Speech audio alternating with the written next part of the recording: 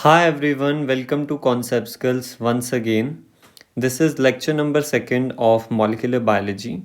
In last class we have already started this unit, and in last class we have discussed all the basic terms about molecular biology, like the what is exactly nucleotide, how nucleoside and nucleotide are formed, about the nitrogenous bases, about the sugar phosphate group, and different naming system for the nucleoside nucleotide. And also we have seen the formation of polynucleotide, that is the formation of nucleic acid. Also very important, we have discussed about the length of DNA of various organisms. And in today's class we are actually going to discuss about how to calculate the number of bonds, about double helix model of DNA given by Watson and Crick, and the DNA packaging. So let's begin the class. Last class में मैंने आपको ये वाला numerical homework के लिए दिया था। Numerical तो क्या, ये प्रॉब्लम ही है जिसमें हमें नंबर ऑफ़ बॉन्ड्स को एक्चुअली कैलकुलेट करना है। बट मैंने एक्चुअली आपको ये नहीं बताया था that how to calculate these bonds. So ये जो प्रॉब्लम है ये स्टिल आपके लिए होमवर्क ही है। आज हम बेसिकली एक नई प्रॉब्लम को ही देखेंगे, मोर एडवांस्ड प्रॉब्लम को देखेंगे। बट उससे पहले हम देख लेते हैं how to calculate these number of bonds. सबसे पहले हमें we should know that the number of nitrogenous basis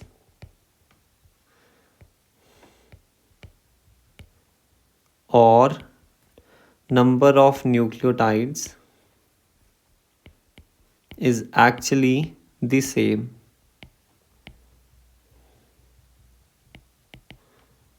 because we know ना, जो न्यूक्लियोटाइड्स हैं बल्कि जो नाइट्रोजनस बेस हैं वो न्यूक्लियोटाइड की तो फॉर्म में है। हमें पता है ये सेंटर में शुगर प्रेजेंट होती है, this is phosphate and this is the nitrogenous base, and completely ये हमारे पास न्यूक्लियोटाइड होता है, राइट। तो नाइट्रोजनस बेस जो है वो किस फॉर्म में है, न्यूक्लियोटाइड में की फॉर्म में है। तो मान लेते हैं यहाँ पर ऐसे न्यूक्लियोटाइड 1, न्यूक्लियोटाइड 2, न्यूक्लियोटाइड 3, न्यूक्लियोटाइड 4, ऐसे न्यूक्लियोटाइड है। तो बताइए कितने नाइट्रोजनस बेस हैं। नाइट्रोजनस बेसिस भी हमारे पास 4 ही हैं, same as that of nucleotides, because जो नाइट्रोजनस बेस है वो न्यूक्लियोटाइड की फॉर्म में प्रेजेंट है। दैट्स वाई हमने लिखा number of nitrogenous base is equals to number of nucleotide. एक और चीज़, जो total number of nitrogenous bases होती है, total number of nitrogenous bases, that is actually equals to nitrogenous bases of both strand. दोनों strands की हमें consider करनी पड़ती है, nitrogenous bases of both strands. यानी जब हम डबल स्ट्रैंडेड डीएनए को कंसीडर कर रहे हैं। लेट्स से यहाँ पर हमने लिखा है 200 बेस पेयर। 200 बेस पेयर का क्या मतलब है? इसका मतलब है that we have actually total 200 cross 2, that is actually 400 bases in a DNA. तो नंबर ऑफ, अगर आपके पास क्या दिए हैं, नाइट्रोजनस बेसिस दिए हैं, टोटल नंबर ऑफ बेसिस हम निकाल सकते हैं एक और फॉर्मूले से, दैट इज क्या है वो, वेट यार, वो आ जाएगा हमारे पास by 2 into number of base pairs. ये total number of nitrogenous bases होगी। अब हमारे पास फॉर्मूला आता है पहला, दैट इज बॉन्ड के लिए, number of N glycosidic bond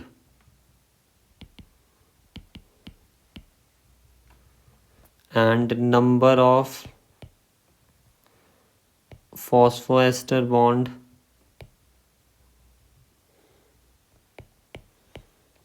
तो देखिए number of N glycosidic bond कितने होंगे। फॉर एग्जांपल ये सेम हम वो ही कंसीडर कर रहे हैं, sugar, nitrogenous base and the phosphate. ये वाला बॉन्ड कौन सा होता है, N glycosidic bond, that is the C N bond, and this is the phosphoester bond. ठीक है, फॉस्फोएस्टर बॉन्ड है, that is represented by POC। अब एक न्यूक्लियोटाइड, दिस इज व्हाट, ये हमारे पास है एक न्यूक्लियोटाइड। तो एक न्यूक्लियोटाइड में कितने एन ग्लाइकोसाइडिक बॉन्ड है, एक एन ग्लाइकोसाइडिक बॉन्ड है और एक ही हमारे पास फॉस्फोएस्टर बॉन्ड है। या फिर हम ये भी बोल सकते हैं, आपके पास दिया हुआ होगा कि आपके पास एक नाइट्रोजनस बेस है in the form of nucleotide. तो नाइट्रोजनस बेस अगर एक है या फिर न्यूक्लियोटाइड अगर एक है तो कितने बॉन्ड है हमारे पास, N glycosidic and phosphoester bond एक एक ही है। तो we can write it as कि जितने नंबर ऑफ हमारे पास नाइट्रोजनस बेसिस होंगे उतने ही हमारे पास एन ग्लाइकोसाइडिक बॉन्ड होंगे। या फिर हम बोलें जितने आपके पास न्यूक्लियोटाइड्स प्रेजेंट हैं, बिकॉज नाइट्रोजनस बेसिस जो है वो न्यूक्लियोटाइड की फॉर्म में प्रेजेंट हैं, उतने ही आपके पास N glycosidic bond. Same for the phosphoester bond. तो we can write it as number of n glycosidic bond is equal to total number of nitrogenous bases। Remember यहाँ पे not base pair, base pair की बात नहीं हो रही, total number of nitrogenous bases की बात हो रही है। Same for the phosphoester bond, total number of nitrogenous bases. तो we can conclude it as number of, अगर आपसे पूछा है एन ग्लाइकोसाइडिक बॉन्ड और ग्लाइकोसिडिक जो भी बोलना है, या फिर number of phosphoester bond, ester bonds not bond, is equals to total number of nitrogenous bases. Remember one thing, बार बार बोल रहा हूँ, नॉट बेस पेयर। नेक्स्ट हमारे पास आता है number of phosphoester bond, not phosphoester bond, phosphodiester bond, phosphodiester bond. एक आ गया आपके पास अगर सिंगल स्ट्रैंडेड DNA है, और नंबर ऑफ फॉस्फोडाइएस्टर बॉन्ड अगर आपके पास डबल स्ट्रैंडेड DNA है। देखिए हम डायग्राम कंसीडर करेंगे, यहाँ पे नहीं, इधर होगा, हाँ ये है। तो यहाँ पर देखो आपके पास इस वाली पॉलीन्यूक्लियोटाइड, ये एक्चुअली क्या है, पॉलीन्यूक्लियोटाइड चेन है। यहाँ पर देखिए एक न्यूक्लियोटाइड ये है कंप्लीट, फिर ये अगला सेकंड, फिर ये थर्ड, एंड फिर ये आपके पास फोर्थ न्यूक्लियोटाइड है, राइट। तो इनके बीच फॉस्फोडाइएस्टर बॉन्ड कितने हैं, 1 2 3 4, 4 न्यूक्लियोटाइड के बीच हैं 1 2 3, 3 फॉस्फोडाइएस्टर बॉन्ड। यानी हम लिख सकते हैं total number of nitrogenous basis जितनी होगी उसमें से आप एक माइनस कर दो, उतना आपके पास क्या प्रेजेंट होगा, फॉस्फोडाइएस्टर बॉन्ड। अगर आपके पास सिंगल स्ट्रैंडेड DNA है, ये सिंगल स्ट्रैंड है ना, एक स्ट्रैंड है सिर्फ, बट अगर आपके पास दोनों स्ट्रैंड्स हैं, देखिए यहाँ पे, देखिए यहाँ पे आपको समझ आएगा। देखिए अगर सिंगल स्ट्रैंड है, पहले आप नाइट्रोजनस बेसिस देखिए कितनी है, 1, या फिर न्यूक्लियोटाइड देख लो ना, 1 2 3 4 5, 5 न्यूक्लियोटाइड्स हैं या फिर 5 नाइट्रोजनस बेस है, तो फॉस्फोडाइएस्टर बॉन्ड कितने हैं, 5 - 1 होना चाहिए, दैट इज 4। तो देखो 1 2 3 फोर ही हमारे पास फॉस्फोडाइस्टर बॉन्ड है सिंगल स्ट्रैंड ऑफ डीएनए में, बट हम दोनों स्ट्रैंड कंसीडर कर रहे हैं। तो इस वाले स्ट्रैंड में भी हमारे पास सेम जो है वो कितने हो जाएंगे, 4 ही फॉस्फोडाइस्टर बॉन्ड हो जाएंगे। यानी टोटल अब अगर हम ये दोनों स्ट्रैंड कंसीडर करें, ये वाला स्ट्रैंड भी ये वाला स्ट्रैंड भी, तो टोटल फॉस्फोडाइस्टर बॉन्ड कितने हुए, 4 + 4 दैट इज इक्वल्स टू 8 इन डबल स्ट्रैंड ऑफ डीएनए। यानी कि हम कंसीडर कर सकते हैं टोटल नाइट्रोजिनस बेसिस जितनी थी या फिर टोटल न्यूक्लियोटाइड्स जितने थे उसमें से आप कितना माइनस कर दो। सिंगल स्ट्रैंड के लिए बोला -1 करो, बट डबल स्ट्रैंड है तो 2 माइनस कर दो। तो देखो टोटल बेसिस हमारे पास कितनी है, यहाँ पे 5 तो यहाँ पे भी 5 होगी, 1 2 3 4 5, 10 - 2 that is equals to 8। Same हमारे पास आंसर आ गया। तो आपको समझ आ गया क्या फंडा है। तो हम बस अब फॉर्मूला लिख देंगे। कहाँ गया हमारा फॉर्मूला, ये रहा। तो number of phosphodiester bond in single strand of DNA is equals to total number of total nitrogenous bases -1 और total number of nitrogenous bases -2 अगर डबल स्ट्रैंड है। रिमेंबर दोनों के ही केस में मैं बताना चाह रहा हूँ not base pair, base pair नहीं है, टोटल नाइट्रोजनस बेसिस आपको कंसीडर करनी पड़ेगी। अब बात आती है number of hydrogen bond. Number of hydrogen bonds is equals to, देखिए सिंगल स्ट्रैंड में सबसे पहले लिखते हैं सिंगल स्ट्रैंड ऑफ डीएनए में, सिंगल स्ट्रैंड ऑफ डीएनए में तो हाइड्रोजन बॉन्ड होंगे ही नहीं, तो ये 0। Number of hydrogen bonds in double strand of DNA is equals to, आइए देखते हैं दोबारा से। ये देखो अगर तो आपके पास क्या हुआ, सिंगल स्ट्रैंड यहाँ पे बना है कहीं पे, हाँ ये है, ये single strand of DNA given है। तो यहाँ पे कहीं हाइड्रोजन बॉन्ड दिख रहे हैं, नहीं। हाइड्रोजन बॉन्ड जो है वो 2 आपके पास आमने सामने नाइट्रोजनस बेसिस को जोड़ता है, तो इसके सामने कोई नाइट्रोजनस बेस है ही नहीं, तो यहाँ पे कोई हाइड्रोजन बॉन्ड नहीं है। तो यहाँ पे देखिए this is the double strand, ये डबल स्ट्रैंड हमारे पास दिया है, ये एक स्ट्रैंड है, ये दूसरा स्ट्रैंड है।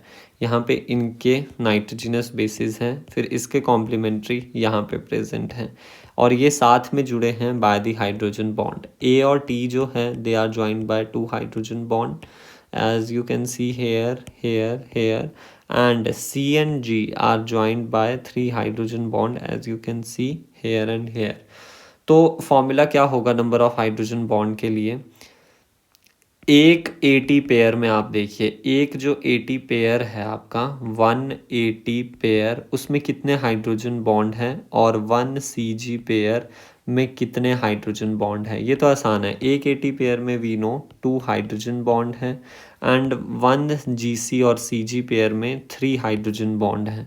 तो ये 3 हाइड्रोजन बॉन्ड, तो फॉर्मूला हो सकता है total number of hydrogen bond के लिए क्या होगा, total number of hydrogen bond के लिए होगा 2 इंटू जितने आपके पास 80 पेयर हैं, 2 इंटू 80 पेयर प्लस 3 इंटू जितने आपके पास CG पेयर है। एक में 3 है तो जितने आपके पास CG पेयर होंगे उसको 3 से मल्टीप्लाई कर दो, और 80 पेयर में एक में 2 है तो जितने आपके पास 80 पेयर होंगे, ये नंबर ऑफ 80 पेयर है, उतने से आप उनको मल्टीप्लाई कर दो। तो यहाँ पे अगर हम देखें नंबर ऑफ 80 पेयर कितने हैं, 1 2 एंड 3, तो 2 into 3 plus 3 into CG pair कितने हैं, 1 एंड 2, तो 3 इंटू 2, तो ये हो गया 6 + 6 दैट इज इक्वल्स टू 12। अब आप काउंट कर लो, ये टोटल आपके पास जितने हाइड्रोजन बॉन्ड होने चाहिए 12 होने चाहिए, 1 2 3 4 5 6 7 8 9 10 11 12। तो ये हमारा आंसर सही है। अब हम बस डायरेक्टली फॉर्मूला लिख देते हैं, मैंने आपको फील दिलवा दी है सारी की सारी। अरे मैं काफ़ी नीचे चले गया। तो यहाँ पे लिखते हैं number of hydrogen bond single strand में तो पॉसिबल ही नहीं है, वो हमने लिख दिया। डबल स्ट्रैंड ऑफ डीएनए में हम लिखेंगे 2 into number of 80 pair number of 80 pair बोल लो, या फिर ए ही काउंट कर लो आप, या फिर टी ही इंडिविजुअली आप काउंट कर लो, ऐसा भी कर सकते हैं। 3 into number of C G pair, right. तो ये हमारे पास सारे के सारे फॉर्मूला हो गए। आई होप आपको फॉर्मूलाज अब समझ आ गए होंगे कैसे हमने डिराइव किए। तो ये वाला क्वेश्चन तो आप होमवर्क के लिए लेना, हम एक अच्छा सा क्वेश्चन ले रहे हैं, ध्यान से समझिए क्वेश्चन में क्या बोला है। A DNA was analysed and found to contain 2000 base pair, ढंग से पढ़ना है, 2000 base pair, out of which 21% were guanine. आपको ये सब कुछ कैलकुलेट करना है, राइट।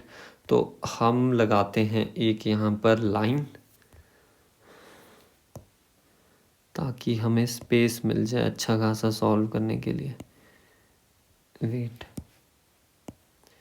ये हमने लगा दी लाइन। अब हम यहाँ पे सॉल्व करेंगे। सबसे पहले हमारे पास क्वेश्चन में क्या दिया है, हमारे पास सिर्फ गिवन ये है कि 2000 बेस पेयर है। क्या बोला है, 2000 बेस पेयर है एंड 21% ग्वेनाइन है। ये हमारे पास क्या हो गया, गिवन। अब total number of nitrogenous basis कैसे निकालेंगे। टोटल नाइट्रोजिनस बेसिस मैंने कहा अगर बेस पेयर में दिया है, क्योंकि एक बेस पेयर का मतलब मैंने समझाया, सॉरी वो भी मैंने आपको थोड़ा समझाया नहीं, तो यहाँ पे देख लो।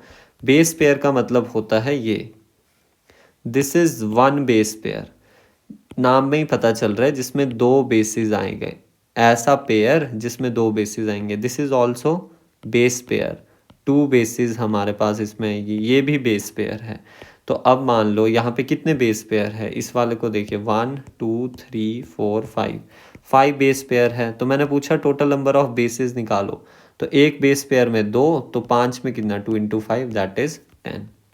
बिल्कुल बेसिक से समझा रहा हूँ, क्योंकि कोई ऐसा स्टूडेंट अगर हो जिसे बिल्कुल भी बेसिक से ना आ रहा हो, तो अगर मैं इतना बेसिक से समझा रहा हूँ तो उसकी हेल्प हो जाएगी। तो आई थिंक सब कुछ सबके डाउट क्लियर हो रहे हैं, राइट। तो total number of nitrogenous bases is equals to 2 into 2000 that is equals to 4000 bases. ये आपके पास टोटल बेसिस आ गई, राइट। ये हमारे पास काम की चीज़ है। अब हम क्या करेंगे, ये बेसिस पूछा है और हमसे पूछा है ग्वेनाइन 21% दिया है, राइट। 21% ग्वेनाइन का क्या मतलब है, अब हम लिख सकते हैं ग्वेनाइन कितने हैं, guanine is equals to 21% of total bases जितनी भी है।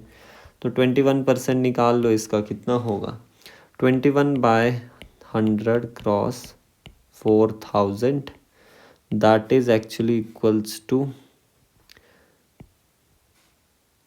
840 आपके पास क्या होंगे, ग्वेनाइन प्रेजेंट होंगे।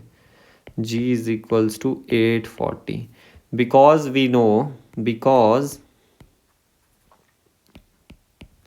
ग्वेनाइन जितने होते हैं उतने ही साइटोसिन होते हैं, तो cytosine is also equals to 840, right. इनको हम क्या करते जाते हैं, ब्लॉक में लिखते जाते हैं सभी को। ग्वेनाइन 840 आ गए, साइटोसिन 840 आ गए। नेक्स्ट हमारे पास आते हैं एडिनाइन, कैसे निकालेंगे। एडिनाइन देखो, ग्वेनाइन प्लस साइटोसिन कितना हुआ, दैट इज इक्वल्स टू 1680।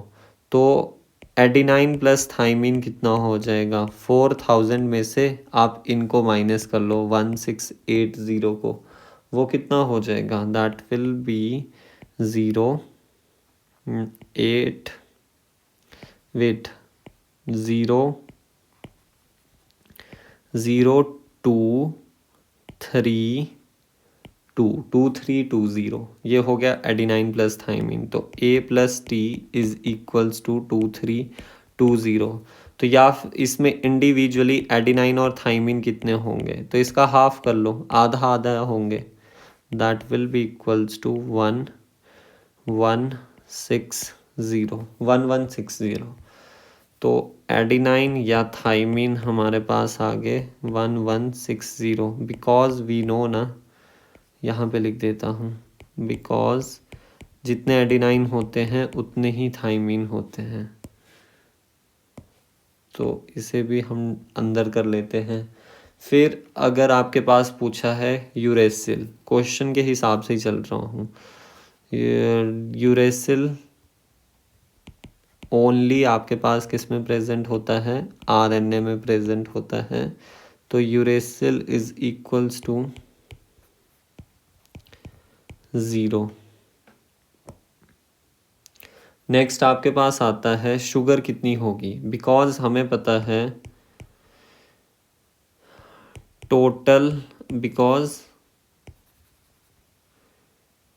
जितनी बेसिस उतनी क्या शुगर, उतने ही क्या फॉस्फेट, उतने ही क्या हमारे पास न्यूक्लियोटाइड, उतने ही हमारे पास न्यूक्लियोसाइड, बिकॉज वी नो सारे जो है वो न्यूक्लियोसाइड के ही, न्यूक्लियोटाइड के ही फॉर्म में हैं। ये सारे आपके पास न्यूक्लियोटाइड की फॉर्म में। एक्चुअली क्या करना चाहिए, एक मिनट, तो यहाँ पे ध्यान से देखेंगे, जो बेसिस हैं, शुगर है, चाहे फॉस्फेट है या फिर न्यूक्लियोसाइड है, ऑल किसकी फॉर्म में प्रेजेंट है, न्यूक्लियोटाइड की फॉर्म में प्रेजेंट है। तो जितने न्यूक्लियोटाइड होंगे उतने ही ये सब भी होंगे। तो न्यूक्लियोटाइड कितने होंगे, जितने आपके पास नाइट्रोजनस बेसिस होंगी वो दी है 4000, तो उतने ही न्यूक्लियोटाइड होंगे, उतने ही बाकी सब ये प्रेजेंट होंगे। तो इसको एक्चुअली हम बॉक्स के अंदर करते हैं। तो ये लीजिए। अब नेक्स्ट हमारे पास आता है बॉन्ड्स। बॉन्ड्स कैसे निकालेंगे, बॉन्ड्स के लिए भी तरीका बताया है, that number of N glycosidic wait, यहाँ पे ऐसा क्यों हो रहा है, number of N glycosidic and number of आपके पास कौन से फॉस्फोएस्टर बॉन्ड, वो बराबर होते हैं total number of nitrogenous bases, nitrogenous bases that is actually equals to 4000। तो ये 4000 के बराबर होंगे। नेक्स्ट हमारे पास आते हैं number of wait phosphodiester bond, ये ही है ना क्वेश्चन में दिया हुआ, मैं क्वेश्चन के हिसाब से चल रहा हूँ। That is actually equals to, अगर डबल स्टैंडर्ड है तो total bases, total nitrogenous bases -2, that is 4000 -2, which is equals to 3998, right. फिर नेक्स्ट हमारे पास आता है हाइड्रोजन बॉन्ड्स।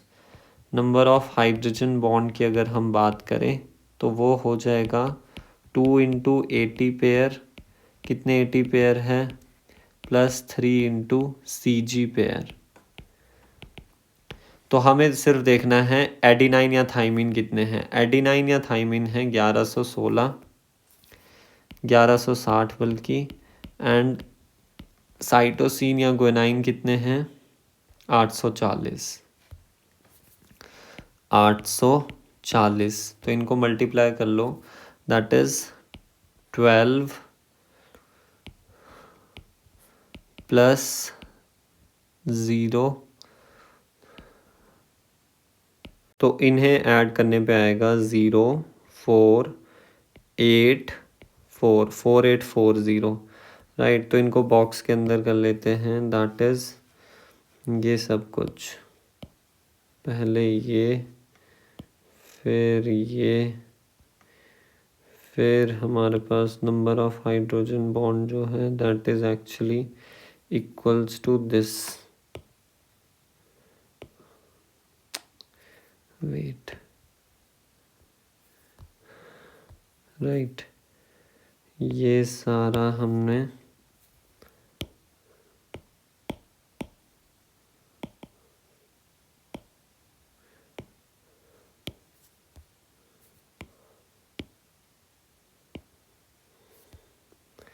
ये सारे बॉन्ड्स हमने कैलकुलेट कर लिए। नेक्स्ट हमारे पास आता है कि नंबर ऑफ हमारे पास हेलिक्स पूछे हैं। अभी हमने ये डिस्कस नहीं किया है, एक्चुअली मैं आपको बता देता हूँ। 1 टर्न को हम 1 हेलिक्स भी कहते हैं और इसी को ही हम पिच ऑफ डीएनए भी कहते हैं। Pitch of DNA that is 1 complete turn of DNA, complete turn of DNA। Actually मतलब क्या है इसका? एक्चुअली मतलब है, यहाँ पे समझिए, ये ऐसे, ये ऐसे, ये ऐसे, ये ऐसे एंड ये ऐसे। फिर दूसरा स्ट्रैंड अगर बनाना है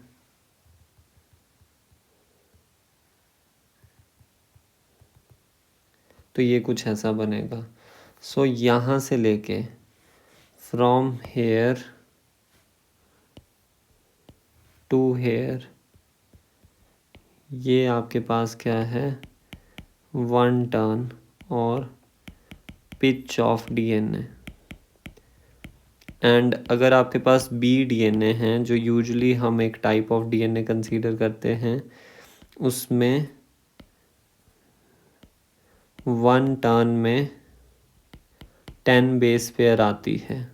यानी ऐसे 1 2 3 4 1 5 6 7 8 9 10 ऐसे मान लीजिए, तो 10 बेस पेयर आएगी, राइट। तो हमें पूछा है कितनी बेसिस कितने टर्न्स प्रेजेंट होंगे, तो we can write it as number of helix is equals to, एक हेलिक्स में आपके पास कितनी हैं?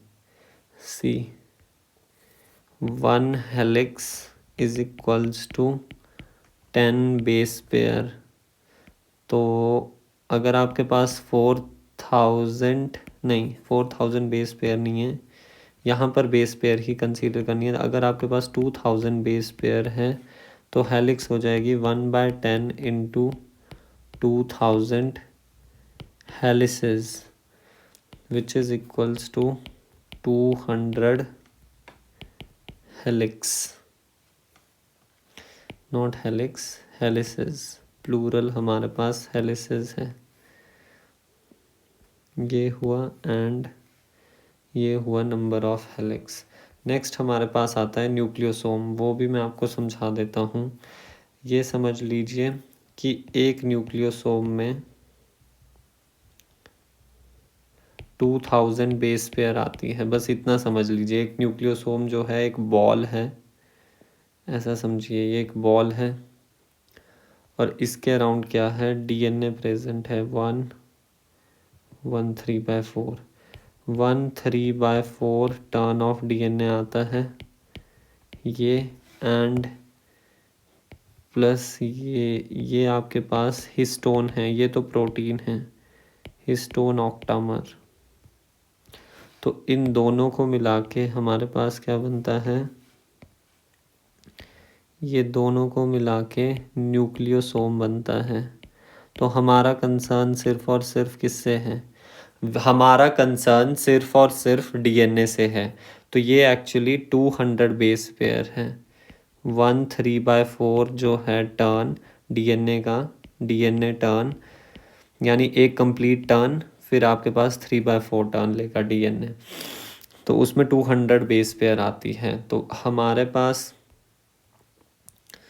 नंबर ऑफ न्यूक्लियोसोम कितने हो जाएंगे? Number of nucleosome will be is equals to, एक न्यूक्लियोसोम में 200 बेस पेयर। तो अगर हमारे पास 2000 बेस पेयर है then 1/200 cross 2000, which will be equals to 10 nucleosome के बराबर होंगे।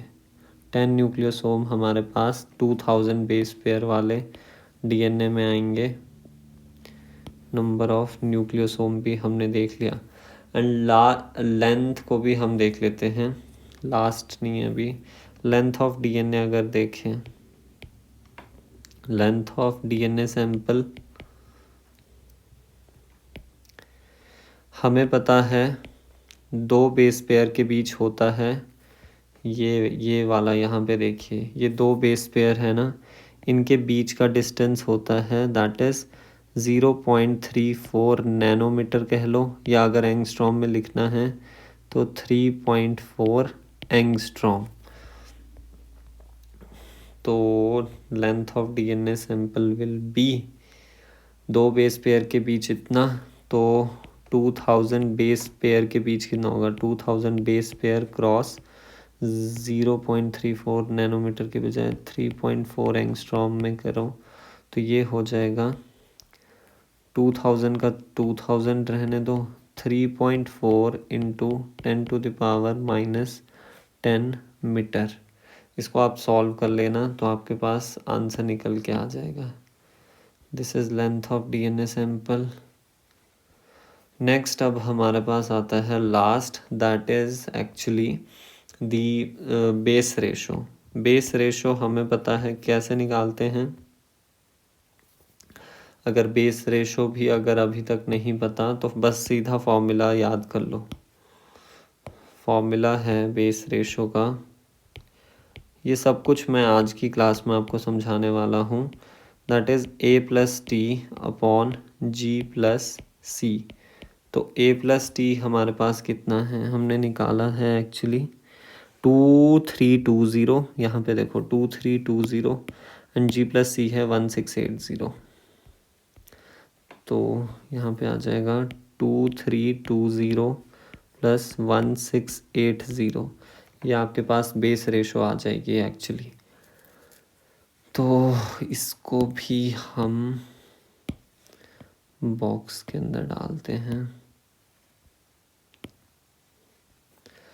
तो ये सारा हमने सॉल्व कर लिया, ठीक है। जो भी आपसे पूछा है ना अभी तक, हमने नंबर ऑफ नाइट्रोजनस बेस को भी देखा, ग्वानाइन, साइटोसिन, एटाइन, thymine, uracil, sugar, phosphate, nucleoside, nucleotide, ये वो टाइप हो गया गलती से। Number of N glycosidic, phosphoester, diester, number of hydrogen bond, helices, nucleosome, length of DNA, base ratio. हाँ, तो सारा कंफर्म हो गया, सारा हम डिस्कस कर चुके हैं। Now we will move toward double helix model of DNA. Double helix model was actually given by James Watson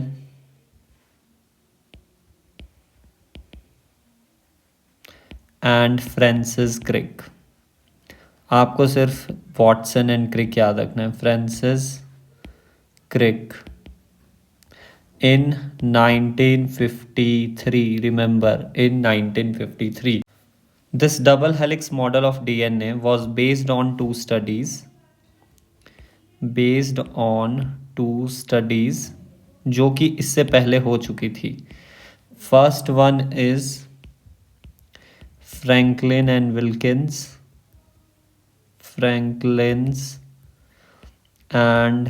Wilkins. इन्होंने क्या किया था, इन्होंने ये बताया था दैट डीएनए, और इन्होंने एक्चुअली किससे बताया था, by performing X ray crystallography. X ray crystallography इन्होंने की थी, क्रिस्टलोग्राफी, या फिर आप कह लो एक्सरे डिफ्रैक्शन। किसका किया था, X ray crystallography of DNA obviously. तो कंक्लूड इन्होंने ये किया था that DNA is in form of helix, ये उन्होंने बता दिया था, इज इन form of helix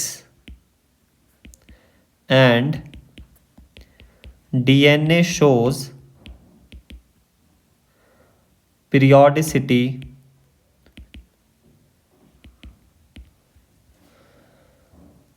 after 3.4 angstrom distance.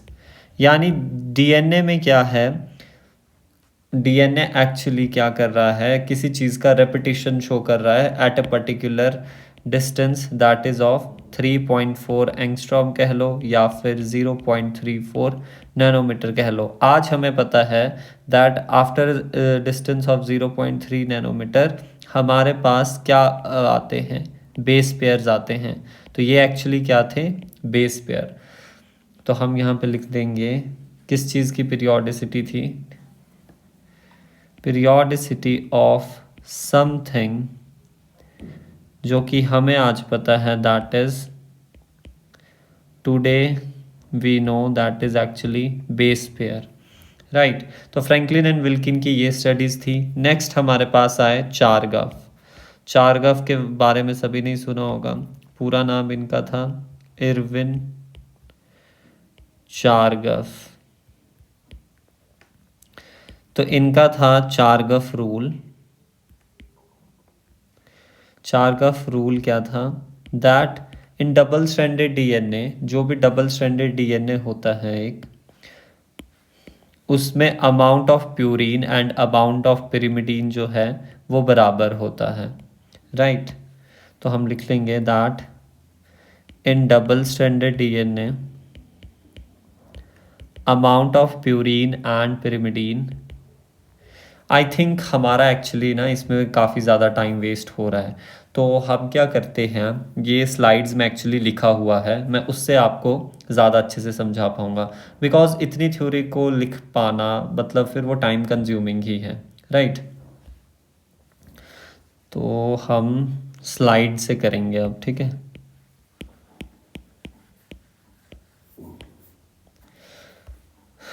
तो चलिए देखते हैं। ये हमारे पास double helix model for structure of DNA. सबसे पहले it was given by Watson and Crick in 1953, याद करते जाना साथ साथ। एंड ये जो मॉडल है it was based upon 2 studies. First study जो थी that is Franklin and Wilkin की। एंड इन्होंने एक्चुअली क्या किया था, एक्सरे क्रिस्टेलोग्राफी और एक्सरे डिफ्रैक्शन किया था डीएनए का। इन्होंने कंक्लूड किया था that DNA is in form of helix. DNA जो है वो हेलिकल फॉर्म में है, कुछ ऐसा, राइट।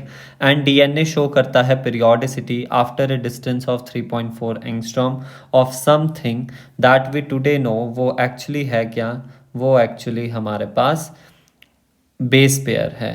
तो इतना ये बता चुके थे दैट डीएनए इस फॉर्म में है, राइट। एंड डीएनए जो है वो पीरियोडिसिटी शो कर रहा है, पीरियोडिसिटी शो कर रहा है after a distance of 0.34 nanometre और 3.4 एंगस्ट्रॉम। देन दूसरी स्टडी जो थी that is actually Chargaff rule. Chargaff rule क्या था, वो कहते थे डबल स्ट्रैंडेड डीएनए में the amount of purine and amount of pyrimidines are same. जितने हमारे पास प्यूरिन होंगे उतने ही पिरिमिडीन होंगे किसी भी डबल स्ट्रैंडेड डीएनए में, राइट। क्योंकि इसके पीछे रीज़न ये था that purine always pair with pyrimidine. तो इसको चारगफ रूल को एक्चुअली लिखना ही पड़ेगा, ये थोड़ा सा एक्स्ट्रा भी है। तो चारगफ रूल लिखते हैं that in double stranded DNA, इसे थोड़ा नीचे शिफ्ट कर लेते हैं। In double stranded DNA amount of purine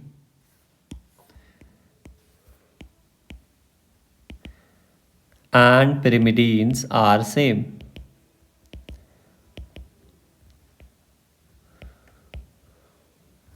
Purine cause purine always, actually certain purine always pairs with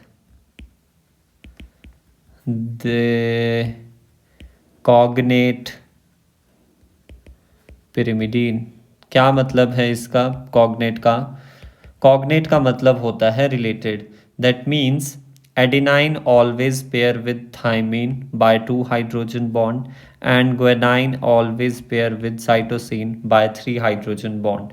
but Chargaff rule को अगर हम यहाँ पे रिप्रेजेंट करें तो वो एक्चुअली क्या था, that is purine is equals to pyrimidine and A plus G is equals to C plus T, whereas हम A plus G C plus T को यहाँ पे लेके आएंगे, that is equals to 1। वो किसके बराबर हो जाएगा, 1 के बराबर हो जाएगा, because जितने एडिनाइन होंगे उतने ही थाइमिन होंगे। वेट, चार्गफ रूल को हम इसके अंदर कैद कर लेते हैं, ठीक है, ये चार्गफ रूल है।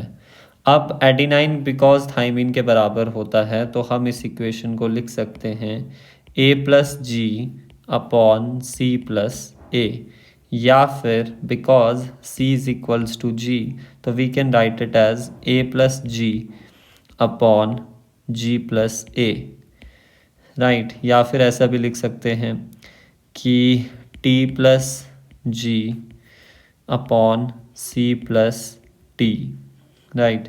या फिर T plus C upon C plus T, कुछ भी लिख सकते हैं, बिकॉज ये चार्गफ रूल को ही फॉलो कर रहे हैं, that adenine always pair with thymine and guanine always pair with cytosine and number of adenine, इसका मतलब ये है, इसका मतलब ये भी है that number of adenine is always equals to number of thymine, या फिर we can say number of cytosine or guanine is equals to number of cytosine, right. तो आई होप आपको चार्गफ रूल समझ आ गया होगा। नेक्स्ट अब हम चलते हैं salient feature of double DNA structure, double stranded DNA structure. First of all that DNA जो है it is made up of 2 strands और 2 पॉलीन्यूक्लियोटाइड चेन्स। ऐसा ही देखते हैं हम यूजुअली डीएनए को, 2 पॉलीन्यूक्लियोटाइड चेन्स का बना होता है। एंड बैकबोन, ये जो है ये बैकबोन कहलाती है। Backbone is made up of sugar and phosphate, sugar and phosphate की बैकबोन बनी होती है। एंड जो नाइट्रोजिनस बेसिस होते हैं they are projected toward inside. For example अगर हम इस डबल स्ट्रैंडेड डीएनए को खोलते हैं तो ऐसे कुछ यहाँ पर बैकबोन के साथ क्या जुड़े हुए होंगे, नाइट्रोजिनस बेसिस होंगे that are projected toward inside. This is sugar phosphate backbone, right. And ये क्या है, ए है तो टी, जी है तो सी, जी है तो सी अगेन, टी है तो ए है तो टी एंड सी है तो जी, राइट। तो ये नाइट्रोजिनस बेसिस है that are projected toward inside, अंदर के लिए ये प्रेजेंट है। अब नाइट्रोजिनस बेसिस जो हैं they show projected toward inside and they show complementary base pairing. Complementary base pairing क्या का मतलब है दैट अगर एडिनाइन है तो उसके सामने हमेशा थाइमिन ही जुड़ा होगा बाय 2 हाइड्रोजन बॉन्ड, और अगर थाइमिन है तो उसके सामने हमेशा एडिनाइन ही होगा, वाइस वर्सा। अगर ग्वेनाइन है तो उसके सामने साइटोसिन ही होगा that is attached with 3 hydrogen bond, और वाइस वर्सा अगर साइटोसिन है तो ग्वेनाइन उसके सामने प्रेजेंट होगा। This is the complementary base pairing and this complementary base pairing is the hallmark of this structure. Hallmark का क्या मतलब होता है, हॉलमार्क का मतलब होता है कोई टिपिकल कैरेक्टरिस्टिक होता है, यानी यूजुअल कैरेक्टरिस्टिक होता है किसी पर्टिकुलर चीज़ का। तो कॉम्प्लीमेंट्री बेस पेयरिंग डीएनए का हॉलमार्क है that adenine pair with thymine by 2 hydrogen bond, guanine pair with cytosine by 3 hydrogen bond.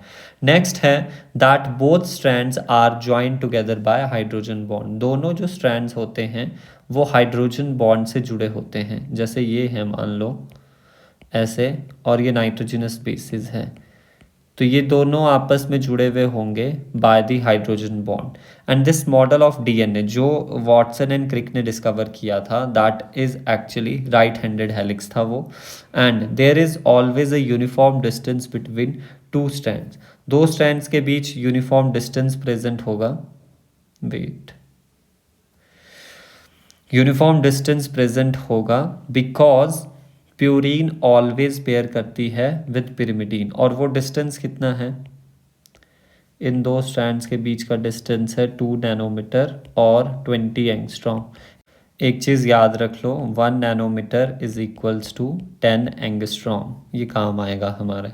अब distance between two adjacent base pair is 0.34 nanometer या फिर 3.4 एंगस्ट्रॉम। एंड जो one complete turn होता है DNA का, उसे हम पिच ऑफ हेलिक्स कहते हैं, या फिर उसे ही हम हेलिक्स ऑफ डीएनए भी कह देते हैं, जिसका डिस्टेंस होता है 3.4 नैनोमीटर एंड 34 एंगस्ट्रॉम। क्या मतलब है इसका? फॉर एग्जाम्पल, ये आपके पास डीएनए है, ठीक है। अब यहाँ से लेकर यहाँ तक ये हुआ पिच ऑफ डीएनए, ये होगी पिच। एंड ये क्या है? बेस पेयर्स हैं, ये हमारे पास बेस पेयर है। एंड दो बेस पेयर के बीच का डिस्टेंस जो है that is 0.34 nanometer. And pitch का डिस्टेंस जो है दैट इज़ 3.4 नैनोमीटर या फिर 34 एंगस्ट्रॉम।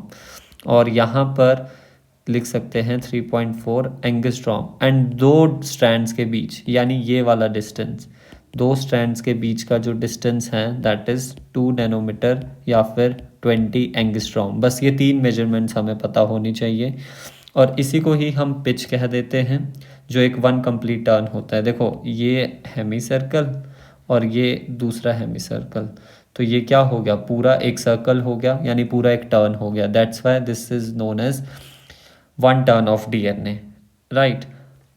अब दोनों स्ट्रैंड जो होते हैं they run anti parallel to each other, यानी अगर एक स्ट्रैंड 3 प्राइम टू 5 प्राइम यहाँ से है, तो दूसरा यहाँ से 3 प्राइम टू 5 प्राइम होगा। ऐसा नहीं होगा कि ये वाला भी 3 प्राइम टू 5 प्राइम हो यहाँ से सेकेंड स्ट्रैंड, नहीं। ये वाली कंडीशन होती है always and always, antiparallelism. Next हमारे पास है that stability of DNA structure is provided by hydrogen bond. Hydrogen bond stability provide करता है। एंड दूसरा हमारे पास plane of one base pair is stacked over the adjacent base pair, वो भी हमारे पास स्टेबिलिटी प्रोवाइड करता है। For example, this is one base pair. For example, यहाँ पे एडिनाइन है, यहाँ पे थाइमीन है, तो ये एक प्लेन में प्रेजेंट है। नेक्स्ट प्लेन पे हमारे पास क्या होगा? मान लेते हैं ग्वानाइन एंड साइटोसिन प्रेजेंट है। तो these two planes are stacked over one another. ऐसे समझ लीजिए जैसे आपकी नोटबुक होती है, एक पेज के ऊपर दूसरा पेज होता है, तो वो एक्चुअली क्या कर रहे हैं? डीएनए को स्टेबिलिटी प्रोवाइड कर रहे हैं। नोबेल प्राइज़ मिला था, उसके लिए ट्रिक है WW, यहाँ पे लिख देता हूँ मैं, वेट, WWC। दैट इज, उन दोनों को तो मिलेगा, वॉटसन एंड क्रिक को तो मिलेगा। दूसरे हमारे पास जो साइंटिस्ट थे दैट इज विल्किंस थे, जो फ्रैंकलिन एंड विल्किंस थे ना, उसमें से विल्किंस को मिला था नोबेल प्राइज। यहाँ पे ईयर नहीं लिखा है, the year is actually 1962, not 1963। आप कंफ्यूज मत होना। 1953 में डिस्कवर किया था डबल हेलिक्स मॉडल। एंड जो आपके पास नोबेल प्राइज़ था वो 9 साल बाद मिला था, ना कि हमारे पास 10 साल बाद, 9 ईयर्स आफ्टर। अब एक बार डबल हेलिक्स जो स्ट्रक्चर है उसे देख लेते हैं। सो this is actually the double helix model for structure of DNA. हमने देख लिया दो एडजेसेंट बेस पेयर के बीच 0.34 नैनोमीटर का डिस्टेंस, एंड ये वन कंप्लीट टर्न को हम क्या कहते हैं? Pitch of DNA. अब पिच ऑफ डीएनए में क्या होता है?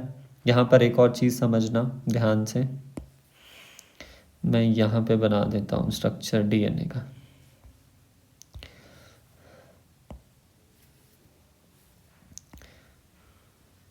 वेट,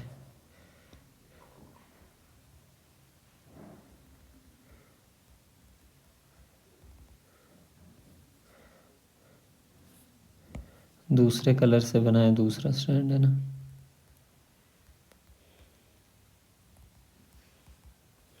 ये दूसरा स्ट्रैंड है, राइट।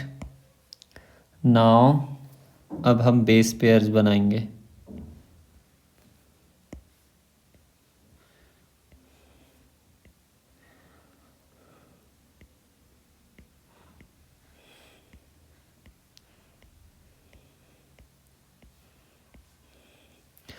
अब वन स्ट्रैंड होगा 5 प्राइम टू वेट,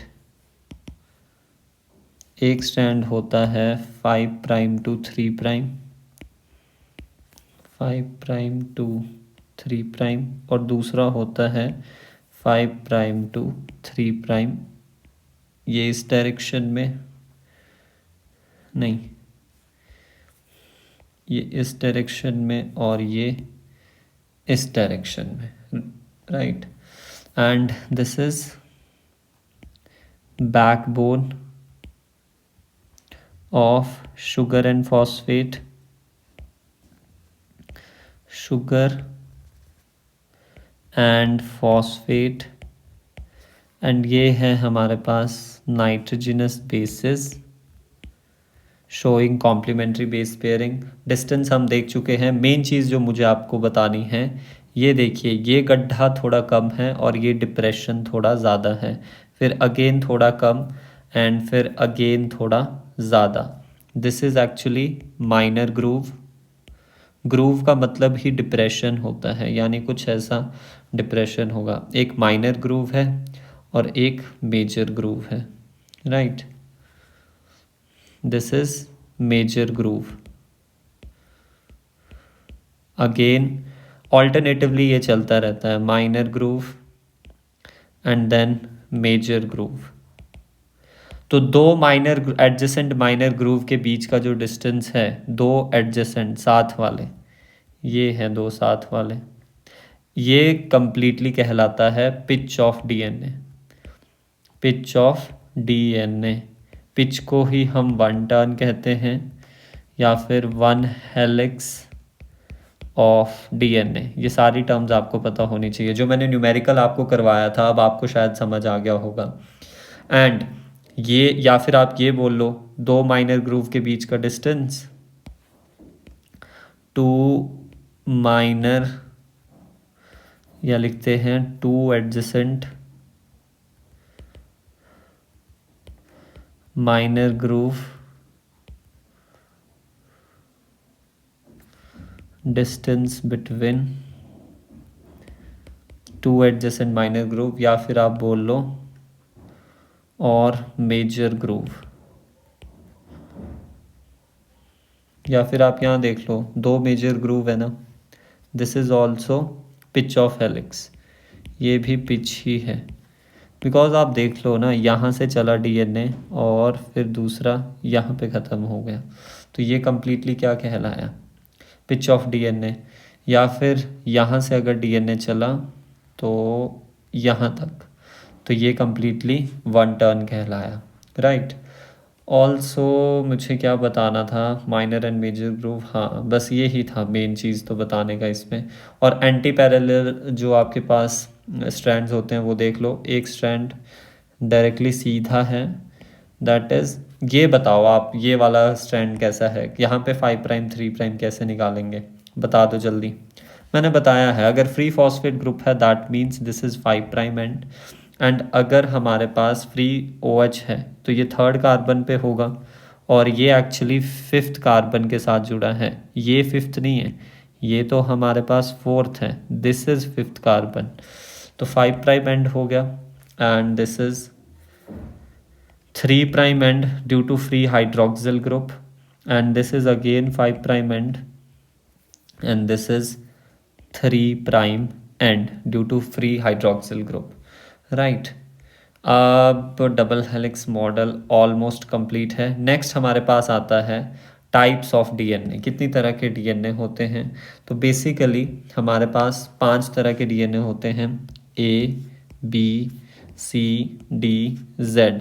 तो बेसिकली जो उन्होंने डिस्कवर किया था दैट इज़ बी डीएनए में उन्होंने देखा था दैट पिच में number of base pair in a pitch, जो एक पिच होती है उसमें कितने होते हैं, बी डीएनए का अगर मैं बात करूं तो वो उसमें 10 बेस पेयर आते हैं। फिर एक और कैरेक्टर था दैट एडजेसेंट बेस पेयर के बीच डिस्टेंस, एडजेसेंट बेस पेयर के बीच distance that is in case of B DNA 0.34 nm और 3.4 एंगस्ट्रॉम। एंड नेक्स्ट हमारे पास है दैट पिच का साइज़ कितना होगा, लेंथ कितनी होगी पिच की। पिच का डिस्टेंस यहाँ पर है 3.4 नैनोमीटर और 34 एंगस्ट्रॉम। फिर एक और मेजरमेंट थी that is width of DNA, width और diameter of DNA, that is actually 2 nanometre. और इनका रोटेशन, ये करेक्टर एक और है that is rotation.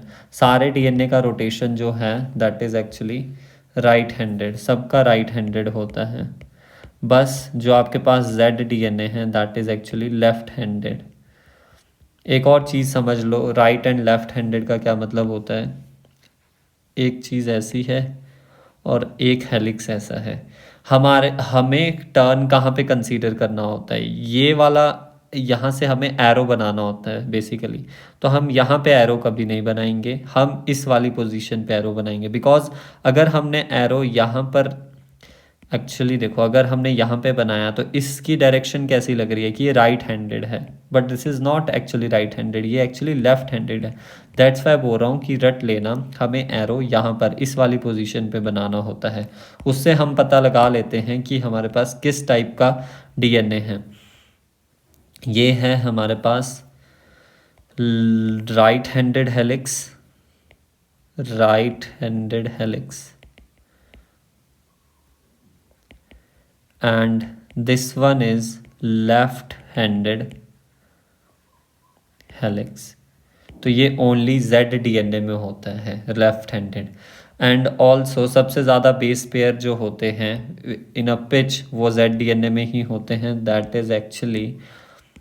Are actually 12 base pair, 12 base pair होते हैं, राइट। तो इन्हीं को ही अब चार्ट फॉर्म में यहाँ पे लिख दिया है। That types of DNA, B DNA का बताया जो वॉटसन एंड क्रिक ने किया था, राइट हैंडेड होता है, 3 पॉइंट एंगस्ट्रॉम का डिस्टेंस होता है दो एडजेसेंट बेस पेयर के बीच। Then base pair in a pitch 10 and width जो है 20 एंगस्ट्रॉम। जेड डीएनए में मैक्सिमम बेस पेयर आते हैं in a pitch that is 12 base pair. अब हमें देखना है the most interesting topic of today's class is the basis of packaging of genetic material.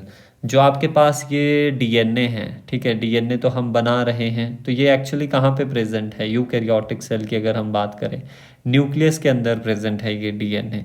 तो एक्चुअली ये डीएनए ऐसा नहीं है कि बस ये डीएनए की फॉर्म में आपके पास सेल के अंदर प्रेजेंट है। ऐसा क्यों होता है उसका रीज़न आइए समझते हैं। देखिए, अगर हम ह्यूमन डीएनए की लेंथ निकालें, लेंथ ऑफ ह्यूमन डीएनए कैसे निकालेंगे। We know distance between two base pair कितना होता है। Distance between two adjacent base pair is actually 0.34 nanometer, right. इतना ही होता है, अभी हमने देखा दो बेस पेयर के बीच का डिस्टेंस। देन अगर हमारे पास टोटल नंबर ऑफ बेसेस कितनी हैं ह्यूमन में, total number of base pair in human DNA is actually, हम डिस्कस कर चुके हैं लेंथ ऑफ डीएनए में फर्स्ट लेक्चर में, 6.6 बिलियन बेस पेयर, या फिर हम बोले 6.6 इंटू 10⁹ बेस पेयर। तो लेंथ ऑफ ह्यूमन डीएनए क्या हो जाएगा, वो हमारा अगेन वेट, वो ही हमें निकालना है। तो दो के बीच इतना है, तो इतनों के बीच कितना डिस्टेंस हो गया, मल्टीप्लाइड बाय दिस, तो 0.34 nm multiplied by 6.6 into 10⁹ base pair. nm को चेंज करेंगे मीटर में, that is 10⁻⁹ meter into 6.6 into 10⁹ base pair, which is equals to 0.34। इससे ये कैंसिल हो जाएगा, 10⁻⁹ से 10⁹ कैंसिल हो गया, इंटू 6.6। और ये एक्चुअली अब हमारे पास मीटर में आएगा। तो इन दोनों को मल्टीप्लाई कर लेते हैं। 0.34, 6.6, 18, 19, 20, 24, 18, 19, 20, that is 442 एंड 4, 1, 2, 3, 4 नहीं 3। तो आंसर आया हमारे पास 2.244 मीटर, यानी एक्चुअली अप्रॉक्सीमेटली 2.2 मीटर, यानी 2 मीटर डीएनए है। 2 मीटर आप समझ पा रहे हो? अपनी आप बाजुओं को खोलना, ठीक है, राइट, अपनी बाजुओं को खोलना है बेसिकली। तो एक बाजू हमारी 1 मीटर की होती है, ये मान के चलो। तो ये हमारे पास 2 मीटर का इतना लंबा डीएनए है, वो हमें सेल के अंदर फिट करना है। समझ पा रहे हो? सेल के अंदर भी फिट नहीं करना है। ये हमारे पास सेल है, उसके अंदर एक न्यूक्लियस है, न्यूक्लियस सेल से भी छोटा है, उसके अंदर हमें फिट करना है। अब अगर हम ह्यूमन सेल की बात करें, एक ह्यूमन सेल, या अगर हम ह्यूमन न्यूक्लियस की बात कर ले, तो वो एक्चुअली 1 माइक्रोमीटर का होता है, यानी 10⁻⁻6 मीटर। तो ह्यूमन न्यूक्लियस का साइज 10⁻⁻6 मीटर है। उस छोटी से इतने छोटे वाले साइज वाले न्यूक्लियस पे हमें इतना बड़ा डीएनए फिट करना है। तो ऐसे खाली ऐसे डाल के तो नहीं होगा, उसे प्रॉपरली हमें पैक्ड करना पड़ेगा। जैसे ऊन का गोला होता है ना, अगर खुला हुआ हो तो ऐसा उलझा रहता है, बड़ा सा साइज़ वॉल्यूम भी लेता है। बट अगर आप उसे क्वाइल कर लो, अच्छे से टाइटली क्वाइल कर लो, तो वो बहुत कम स्पेस में ही आ जाता है। सेम वैसा ही डीएनए के साथ है। तो हम देख सकते हैं that size of human nucleus, हम सेल की बात नहीं कर रहे, ह्यूमन न्यूक्लियस की बात कर रहे हैं, दैट इज़ एक्चुअली 1 माइक्रोमीटर और 1 micron, that is 10⁻⁻6, in which we have to pack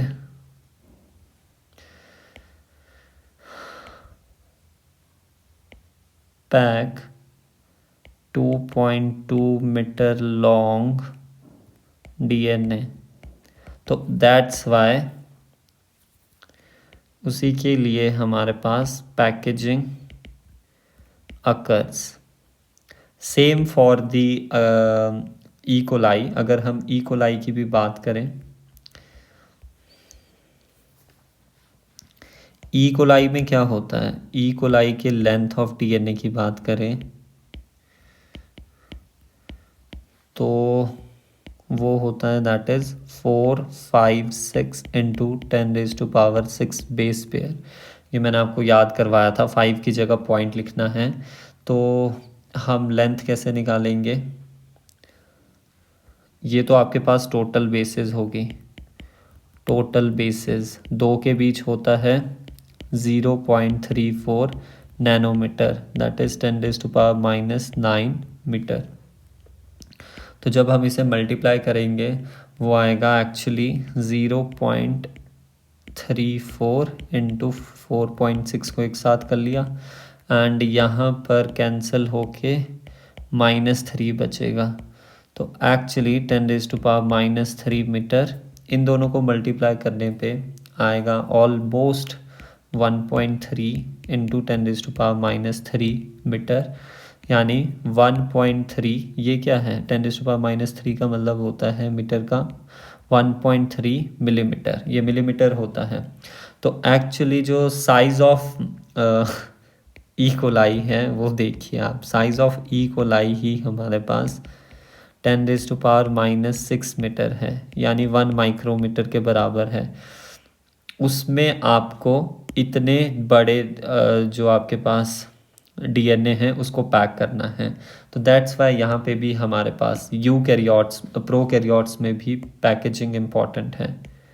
packaging of DNA occurs. तो सबसे पहले हम प्रोकैरियोट्स की बात करेंगे एंड फिर हम यूकैरियोट्स की बात करेंगे। तो packaging of DNA in prokaryotes. तो एक्चुअली क्या होता है, जो प्रोकैरियोट्स होते हैं उनमें हमने देखा है कि न्यूक्लियस तो प्रेजेंट नहीं होता, उनका डीएनए जो है ऐसे साइटोप्लाज्म में पड़ा होता है। बट साइटोप्लाज्म में भी ऐसा नहीं है कि वो ऑल ओवर द साइटोप्लाज्म में फैला हुआ है, ये कंडीशन नहीं होती, ये होती है। तो यहाँ पर ये डीएनए जो है वो एक्चुअली क्वाइल्ड फॉर्म में है, ठीक है। ये डीएनए जो है ना वो क्वाइल्ड फॉर्म में है। यहाँ पे अगर हम ध्यान से देखें दैट ये तो रिलैक्स्ड सर्कुलर डीएनए है, बट ये सुपर क्वाइल्ड सर्कुलर डीएनए है। अब आपको अगर पता होगा तो प्रोकैरियोट्स में कैसा डीएनए प्रेजेंट होता है, सर्कुलर डीएनए प्रेजेंट होता है, यानी जिसके दोनों एंड्स जो हैं वो फ्यूज्ड रहते हैं। यहीं पे मैं आपको समझा दूँ circular DNA and repetitive DNA का मतलब, हाँ समझा देता हूँ। एक होता है आपके पास सर्कुलर डीएनए और एक हमारे पास होता है लीनियर, रेपिटेटिव नहीं लीनियर समझ लो पहले, लीनियर डीएनए। सर्कुलर डीएनए का सिंपली मतलब है बोथ एंड्स फ्यूज्ड होने चाहिए, और लीनियर डीएनए का सिंपली मतलब है बोथ एंड्स कौन कौन से, 5' एंड 3', बोथ एंड्स फ्री। कैसे, कंडीशन ऐसी भी हो सकती है और परफेक्ट सर्कुलर शेप भी हो सकती है, वो हमारा कंसर्न नहीं है। दोनों एंड्स आपके पास जो है वो फ्यूज रहने चाहिए। यहाँ पर क्या है, बस ऐसे होगा, एक 5' एंड और एक 3' एंड। अब ये किस में प्रेजेंट होता है, प्रेजेंट इन प्रोकैरियोट, प्रोकैरियोट्स में ये प्रेजेंट होता है। एंड फिर ये कहाँ, प्लाज्मिड में भी प्रेजेंट होता है, प्लाज्मिड प्रोकैरियोट्स में, प्लाज्मिड में, यूकैरियोट्स में भी सर्कुलर डीएनए प्रेजेंट होता है, यूकैरियोट्स के माइटोकॉन्ड्रिया एंड प्लास्टिड में भी प्रेजेंट होता है। ऑल्सो सर्कुलर डीएनए कुछ सिंगल स्ट्रैंडेड डीएनए वायरसेस में भी होता है, like 5174 phage and M13 phage, right. And linear DNA जो है that is present basically primarily in eukaryotes, eukaryotes में प्रेजेंट होता है इन न्यूक्लियस, न्यूक्लियस के अंदर, और ये प्रोकैरियोट्स में एज न्यूक्लियोइड, और ये दोनों ही साइटोप्लाज्म में प्रेजेंट हैं। लीनियर डीएनए हमने देख लिया कहाँ प्रेजेंट है, यूकैरियोट्स के न्यूक्लियस में प्रेजेंट है। ऑल्सो कुछ वायरसेस में भी प्रेजेंट होता है, some double stranded DNA virus होते हैं। कौन कौन से, एक आ गया small pox, chicken pox virus, virus है ये, and hepatitis B virus. Also lambda phage, कुछ फाजेस में भी होता है, and T2 and T4 फाज, right. तो ये आ गया difference circular DNA and linear DNA के बीच। और साथ ही साथ में आप एक और चीज़ पढ़ लो, repetitive DNA, repetitive DNA and palindromic DNA. Repetitive DNA का क्या मतलब है, रेपिटेटिव डीएनए का सिंपली मतलब है कि कुछ नाइट्रोजिनस बेसिस का सीक्वेंस होगा, फॉर एग्जांपल AATGC, ठीक है, ये सीक्वेंस है, वो आपके पास इन अ पर्टिकुलर डीएनए सेगमेंट, ये डीएनए सेगमेंट है उसमें रिपीट होता ही जा रहा है। दो कंडीशन से हो सकता है, या तो साथ में रिपीट हो, या फिर क्या होगा AATGC, फिर कुछ और आ गया, मान लो CACCGA, फिर दोबारा से AATGC, फिर मान लो CTGAC,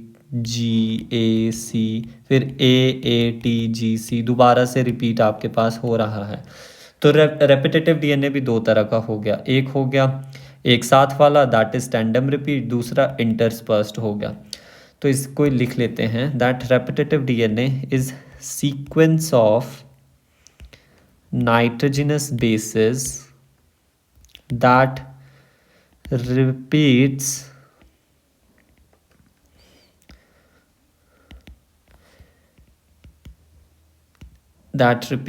several times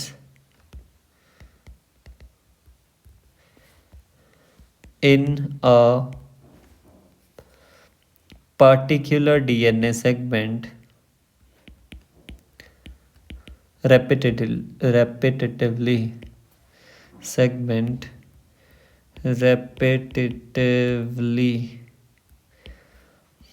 either together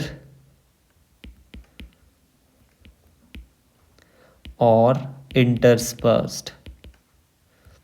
ठीक है,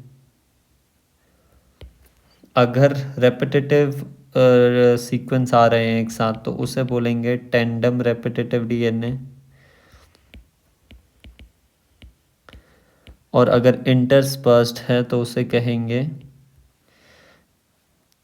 टुगेदर। बोल लो, यहाँ पे इंटरस्पर्स्ड नहीं लिखना चाहिए मेरे को, यहाँ पे लिखना चाहिए सेपरेटली। तो ये वाला डीएनए हो गया इंटरस्पर्स्ड रेपिटेटिव डीएनए। दो तरह के हो गए, इन टेंडम रिपीट और interspersed. For example AATGC, AATGC, AATGC, AATGC, AATGC, AATGC, ये हो गया टेंडम रेपिटेटिव डीएनए। अब इंटरस्पर्स्ड कैसा होगा?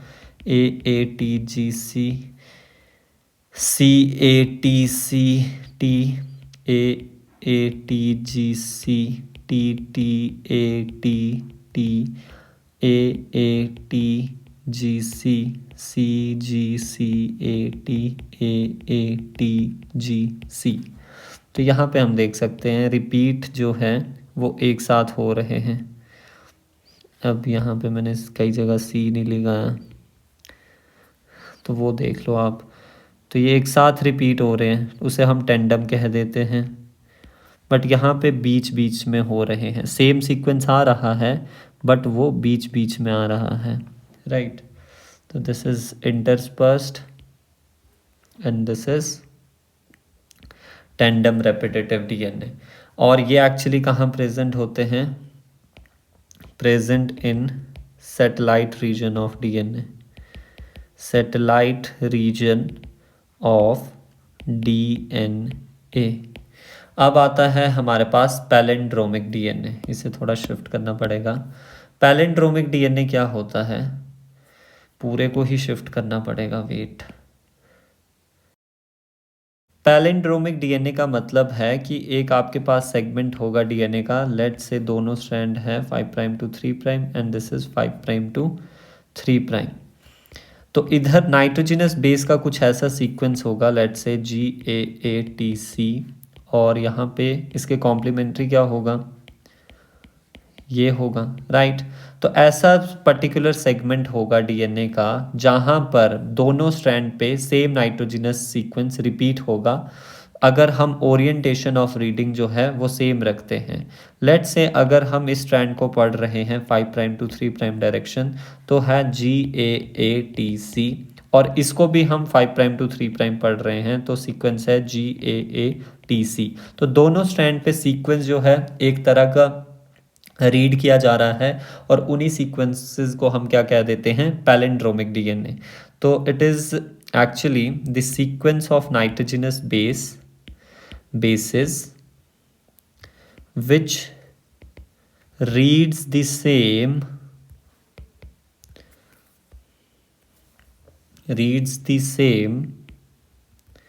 on both strands of DNA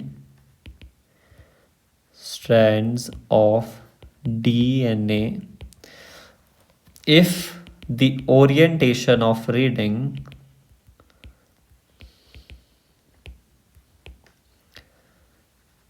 is kept same। अगर orientation of reading is kept same on both the strand,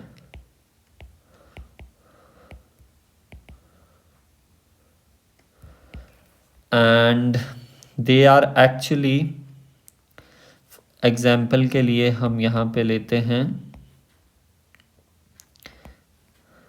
ये एक स्ट्रैंड लिया, वेट, ये एक स्ट्रैंड लिया एंड ये एक स्ट्रैंड लिया। This is 5' to 3', this is 5' to 3'। यहाँ पे सीक्वेंस है GAATC, इसके कॉम्प्लीमेंट्री GAATC। तो if orientation of reading is kept same 5' to 3', 5' to 3'। अब यहाँ पे ओरिएंटेशन ऑफ रीडिंग को अंडरलाइन करते हैं, that is 5' to 3', and this is also 5' to 3'। Orientation of reading is kept same. Starting यहाँ से हो रही है, स्टार्टिंग यहाँ से हो रही है। तो ये एक्चुअली होते क्या हैं? These are actually palindromic sequences are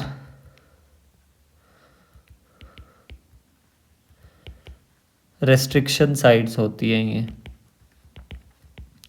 restriction sites for restrictions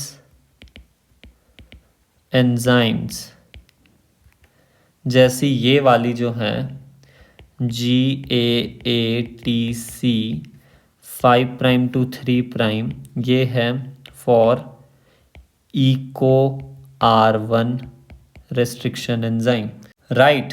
तो आई होप आपको इनके बीच का डिफरेंस समझ आ गया होगा। रेपिटेटिव डीएनए, पैलिंड्रोमिक डीएनए,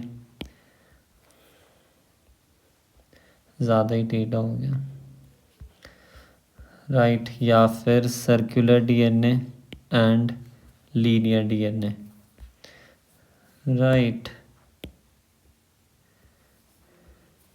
इसको भी थोड़ा सीधा कर लेते हैं।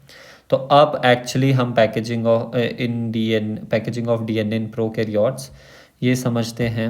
तो हमने कहा था कि that in prokaryotes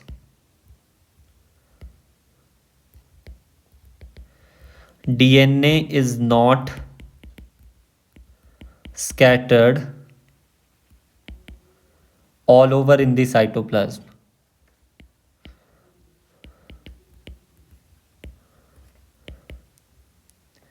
It is actually present. It is actually present in a coiled, याद रखिए, coiled form in a particular defined or confined region in the cytoplasm known as nucleoid और जीनोफोर। ये चीज़ आपको याद रहनी चाहिए दैट प्रोकैरियोट्स में ऐसा नहीं होता डीएनए सारे साइटोप्लाज्म में स्कैटर्ड हुआ पड़ा है, वो क्वाइल्ड फॉर्म में एक कन्फाइंड रीजन में प्रेजेंट रहता है, जिस कन्फाइंड रीजन को हम न्यूक्लियोइड कहते हैं। तो पैकेजिंग के लिए यहाँ पर क्या होता है, नॉन हिस्टोन प्रोटीन्स होती है, non histone basic proteins,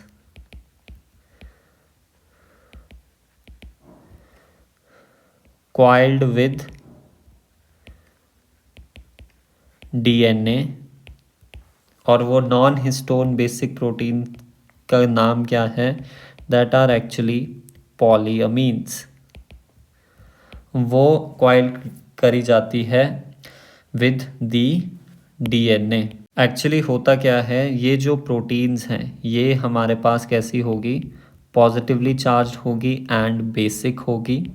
DNA हमें पता है due to phosphate group negatively charge होता है एंड एसिडिक होता है due to also the phosphate group.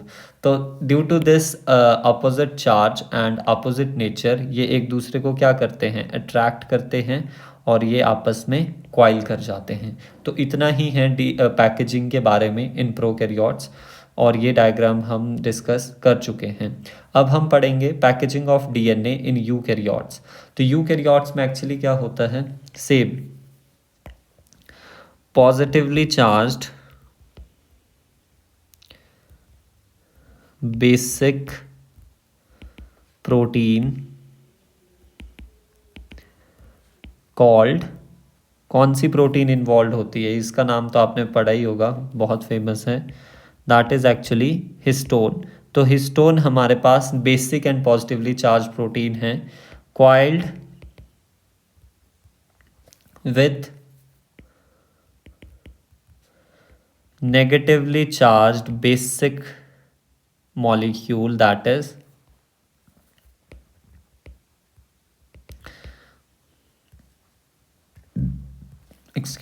basic molecule DNA, right. और हायर लेवल्स पे क्या होता है, at higher level of coiling, higher levels of coiling एक हमारे पास नॉन हिस्टोन क्रोमोसोमल प्रोटीन आती है, chromosomal proteins are involved in coiling.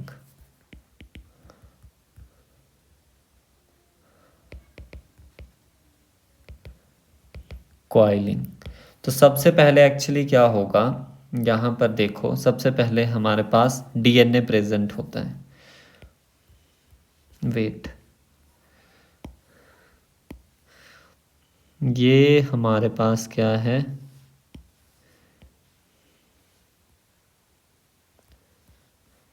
DNA है, ठीक है। फिर क्या हुआ, यहाँ पर कुछ ऐसी कंडीशन आती है,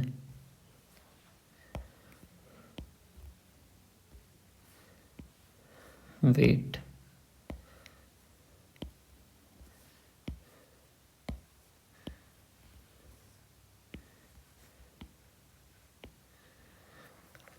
ये वाली कंडीशन, फिर जाके हमारे पास क्या होगा, कुछ ऐसी कंडीशन भी आती है,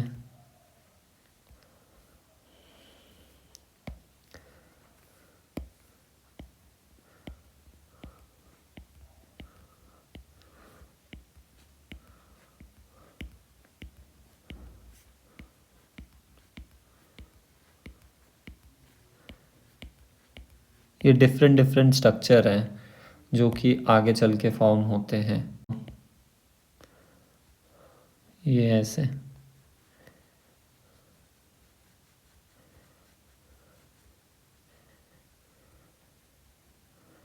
ये कॉइलिंग होती चली जा रही है। फिर जाके हमारे पास एक क्रोमेटिड जैसा स्ट्रक्चर बनता है, और यहाँ पे तो ये तो प्रेजेंट है ही, राइट, ये गोले तो है ही। अब ये काफ़ी ज़्यादा पैक हो चुका है डीएनए, ठीक है।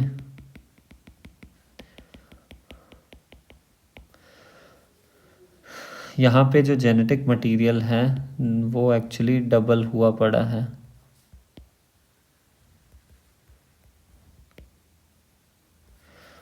फिर अगेन यहाँ पर क्या होगा,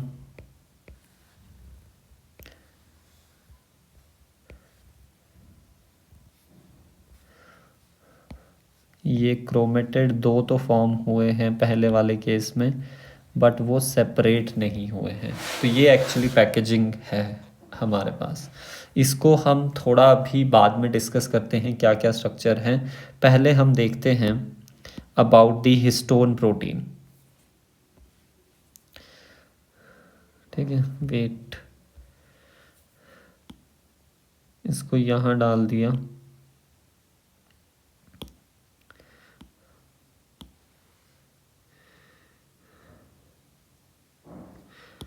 चलिए अब हिस्टोन प्रोटीन के बारे में थोड़ा डिस्कस कर लेते हैं।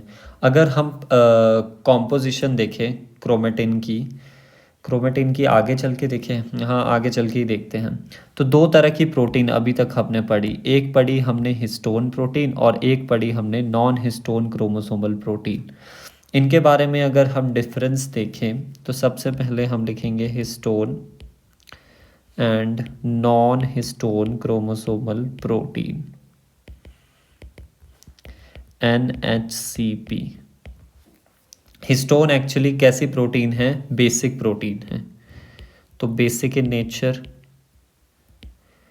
ये एसिडिक है, ये लो मॉलिक्यूलर वेट की होगी,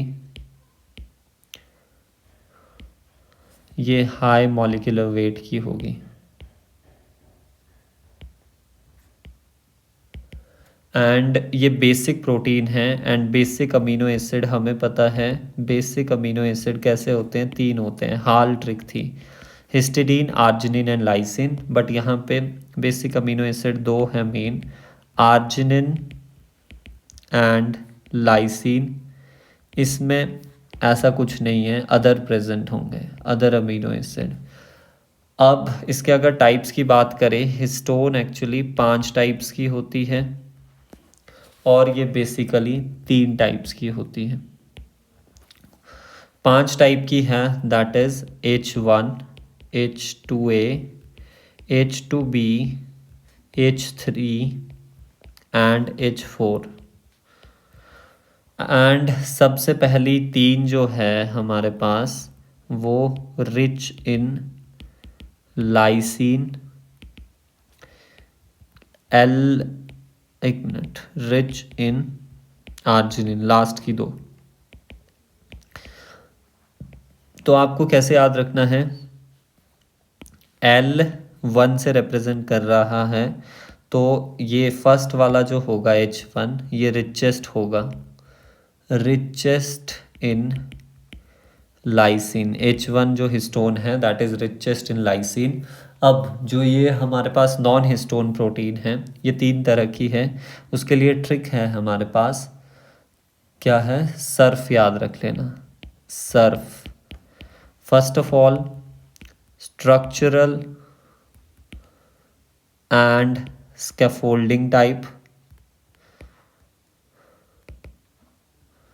जो कि कॉइलिंग में इन्वॉल्व होगी, ठीक है? Help in coiling, helps in coiling. Actually colour मैंने चेंज कर लिया, इसको उसी से ही लिखते हैं, पिंक से ही।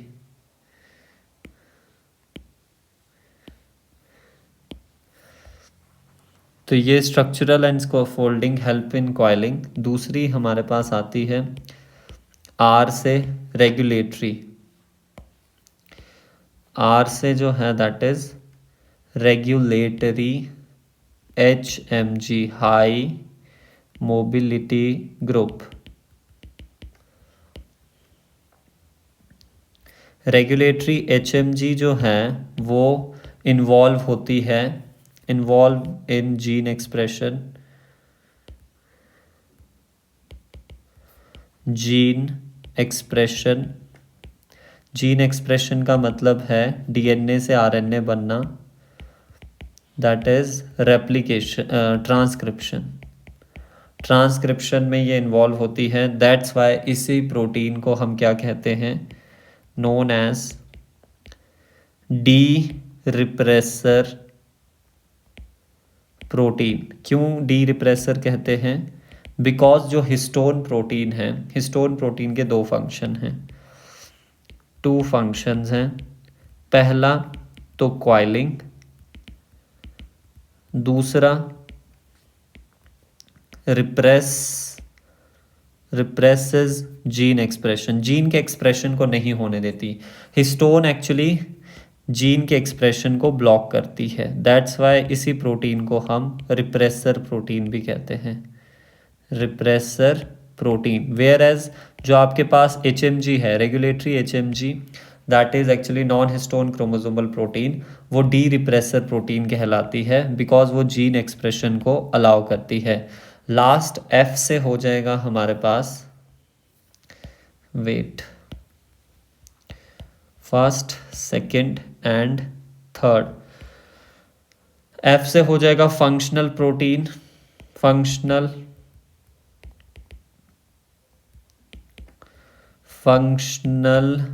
नॉन हिस्टोन क्रोमोसोमल प्रोटीन, जो कि काम करेंगे, acts as RNA polymerase and DNA polymerase and DNA polymerase,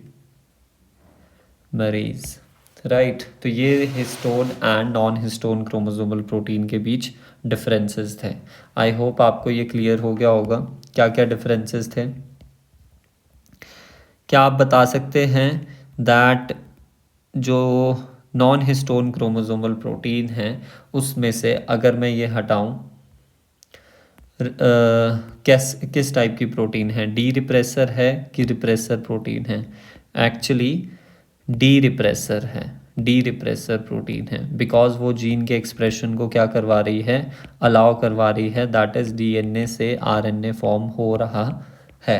अब अगर हम थोड़ा और डिटेल में चले तो यहाँ पर अगर आप देखें हिस्टोन के डायमर होता है, हिस्टोन कैसे एक्चुअली प्रेजेंट होती है, हिस्टोन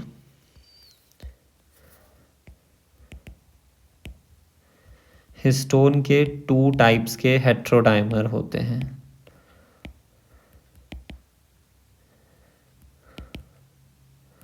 सबसे पहला एंड ये दूसरा, सबसे पहला आता है दैट इज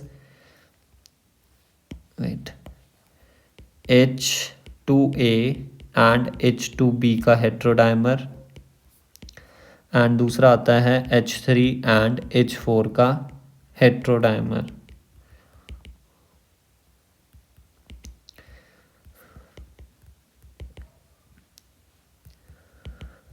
तो एक टर्म आती है हमारे पास हिस्टोन ऑक्टामर, हिस्टोन ऑक्टामर वो क्या होता है, हिस्टोन ऑक्टामर में हमारे पास 2 मॉलिक्यूल्स ऑफ ईच, कौन कौन सी, H2A, H2B, H3 and H4।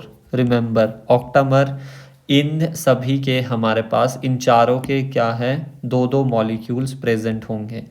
तो फॉर एग्जांपल ये इस तरह 1 2 3 4, ये पीछे की तरफ 5 6 7 एंड 8। ये 3D की कोशिश में हूँ मैं, तो क्या होगा H1 तो होता ही नहीं है, H2A के 2 मॉलिक्यूल्स, बट ये हेट्रोडाइमर की फॉर्म में होंगे तो 2 होंगे, H2A एंड H2B का एक हेट्रोडाइमर, फिर ये दूसरा हेट्रोडाइमर, फिर H3 and H4, H3 and H4। So this is actually what, this is actually histone octamer, right. अब हमारे पास आता है concept of nu body. Wait, कैसे इसको करें, न्यू बॉडी नहीं, हिस्टोन ऑक्टामर को ही हम क्या कहते हैं, हिस्टोन कोर भी कहते हैं, हिस्टोन कोर और न्यू बॉडी। रिमेंबर ये एक ही चीज़ को हम वेट ये ऐसे सही नहीं लगेगा, इसको थोड़ा नीचे शिफ्ट करना पड़ेगा।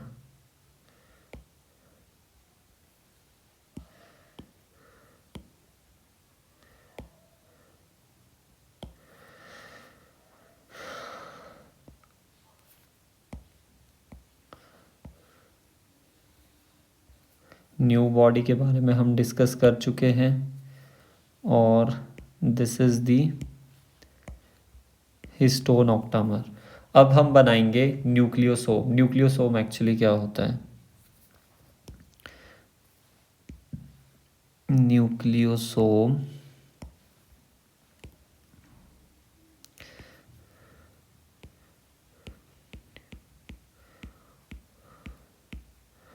न्यूक्लियोसोम में हमारे पास इसको रिप्रेजेंट किससे करेंगे, इसको खाली रिप्रेजेंट कर सकते हैं इससे,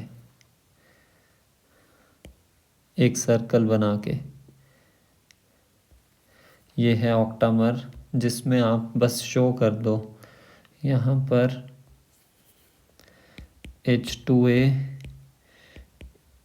H2B, H2A, H2B, H3, H4, H3, H4. Right, this is nothing but histone core, histone octamer core, या फिर बोल लो न्यू बॉडी। अब एक्चुअली क्या होता है, इसे हम कॉपी कर लेते हैं बिकॉज ये काम का है।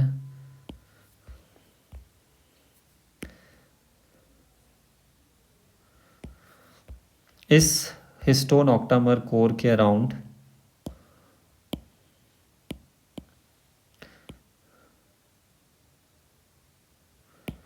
डीएनए लिपटा होगा। कैसे? एक कंप्लीट टर्न लेगा पहले, फिर उसके बाद उसके बाद एक आधा पूरा लिया, फिर 1/4 लिया और फिर नीचे की तरफ को आ गया। यानी this is actually 1 + 3/4 turn of DNA, यानी कि एक्चुअली 1.75 टर्न ऑफ डीएनए, ऐसा बोलो। एक कंप्लीट और एक आपके पास 0.75 टर्न ऑफ डीएनए। इस पूरे को हम क्या बोलते हैं? इस पूरे को हम बोलते हैं न्यूक्लियोसोम। ये पूरा न्यूक्लियोसोम कहलाएगा।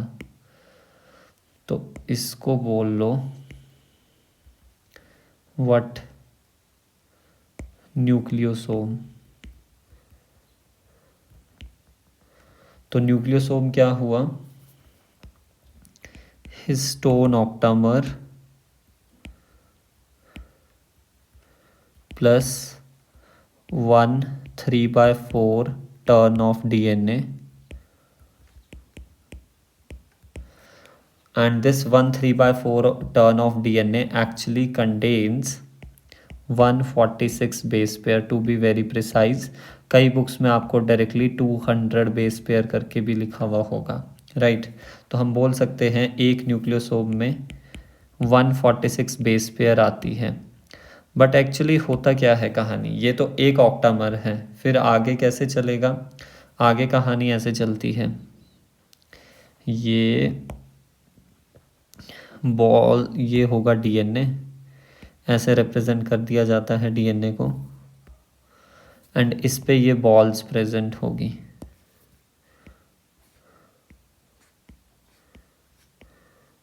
इस पूरे स्ट्रक्चर को हम कहते हैं, अब इसको हम क्या कहेंगे?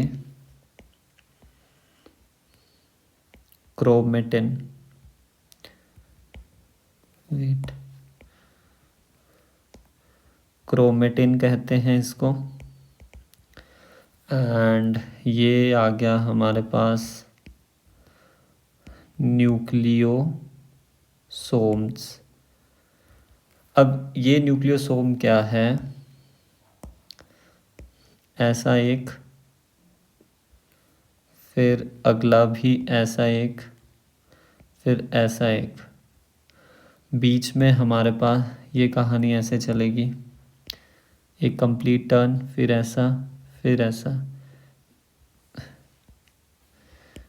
ये खराब हो गया, ऐसे, फिर ये एक पूरा टर्न लिया जाएगा, फिर आधा टर्न, फिर वेट ज़्यादा देर तक प्रेस नहीं करना पड़ेगा।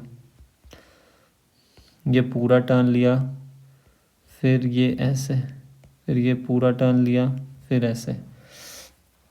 बीच में ये वाला पोर्शन जो है, ये वाला पोर्शन, ये कहलाता है लिंकर डीएनए।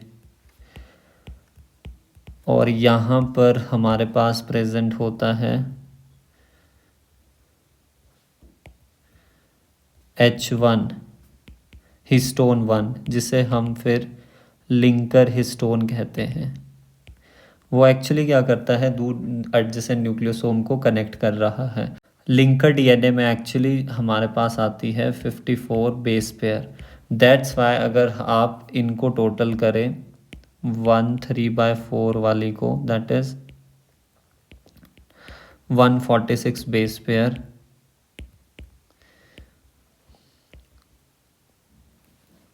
यहाँ पे 14 ही लिखा है, 146 बेस पेयर। तो इन दोनों का सम एक्चुअली 200 बेस पेयर होगा। तो कई बुक्स में आपको दिया जाएगा 200 बेस पेयर, कई बुक्स में आपको 146। तो आपको समझना है बात क्या हो रही है। तो अब हम पैकेजिंग पे आ जाते हैं। सबसे पहले हमारे पास सिंपली क्या था, डीएनए था। फिर हमारे पास क्रोमेटिन बना, या फिर इसे हम न्यूक्लियोसोम भी कह देते हैं कंडीशन को, न्यूक्लियोसोम फाइबर।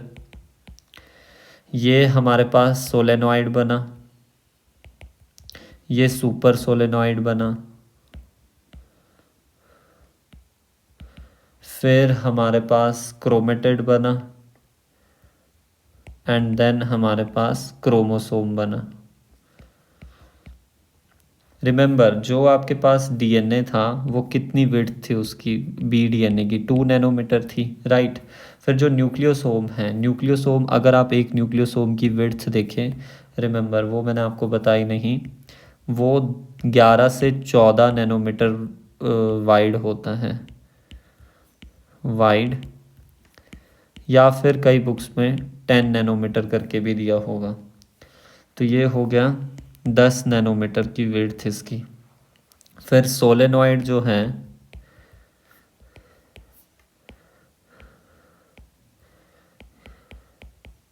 वेट, सोलेनॉइड की होती है 30 नैनोमीटर। और सोलेनॉइड में क्या है, 1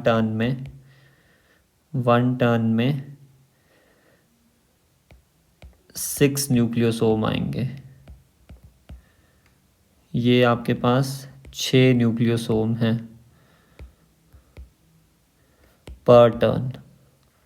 फिर सुपर सोलेनॉइड में हमारे पास विड्थ हो जाती है दैट इज़ 300 नैनोमीटर। क्रोमेटिड में हमारे पास ये एक्चुअली 700 नैनोमीटर की हो जाती है। एंड एक क्रोमोसोम में फिर 2 क्रोमेटिड दिखने लगती है, तो 700 का डबल 1400 नैनोमीटर। तो ये एक्चुअली यहाँ से लेकर यहाँ तक यूजली कैसा रहता है,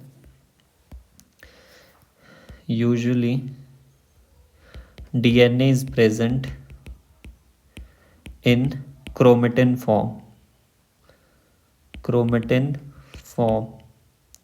क्रोमेटिन फॉर्म कैसी होती है, एंटेंगल्ड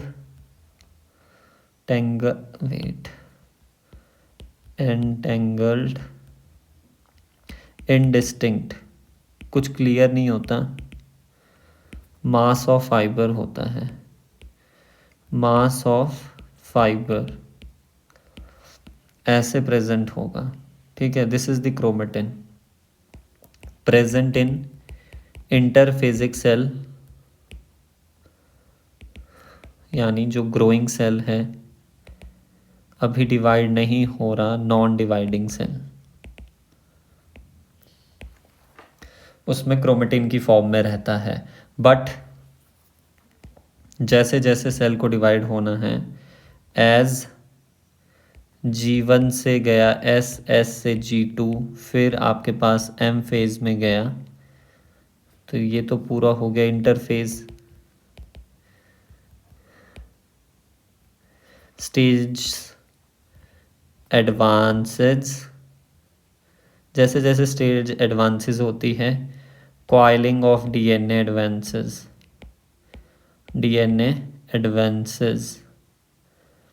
यानी फिर वो सोलेनॉइड, सुपर सोलेनॉइड फॉर्म में जाएगा। तो क्रोमेटिड की फॉर्म में हमारे पास दिखता है सीन इन प्रोफेज एंड ये दिखाएगा हमारे पास मेटाफेज में, क्रोमोसोम की फॉर्म में। ये रिप्रेजेंट कर रहा है doubled genetic material, doubled DNA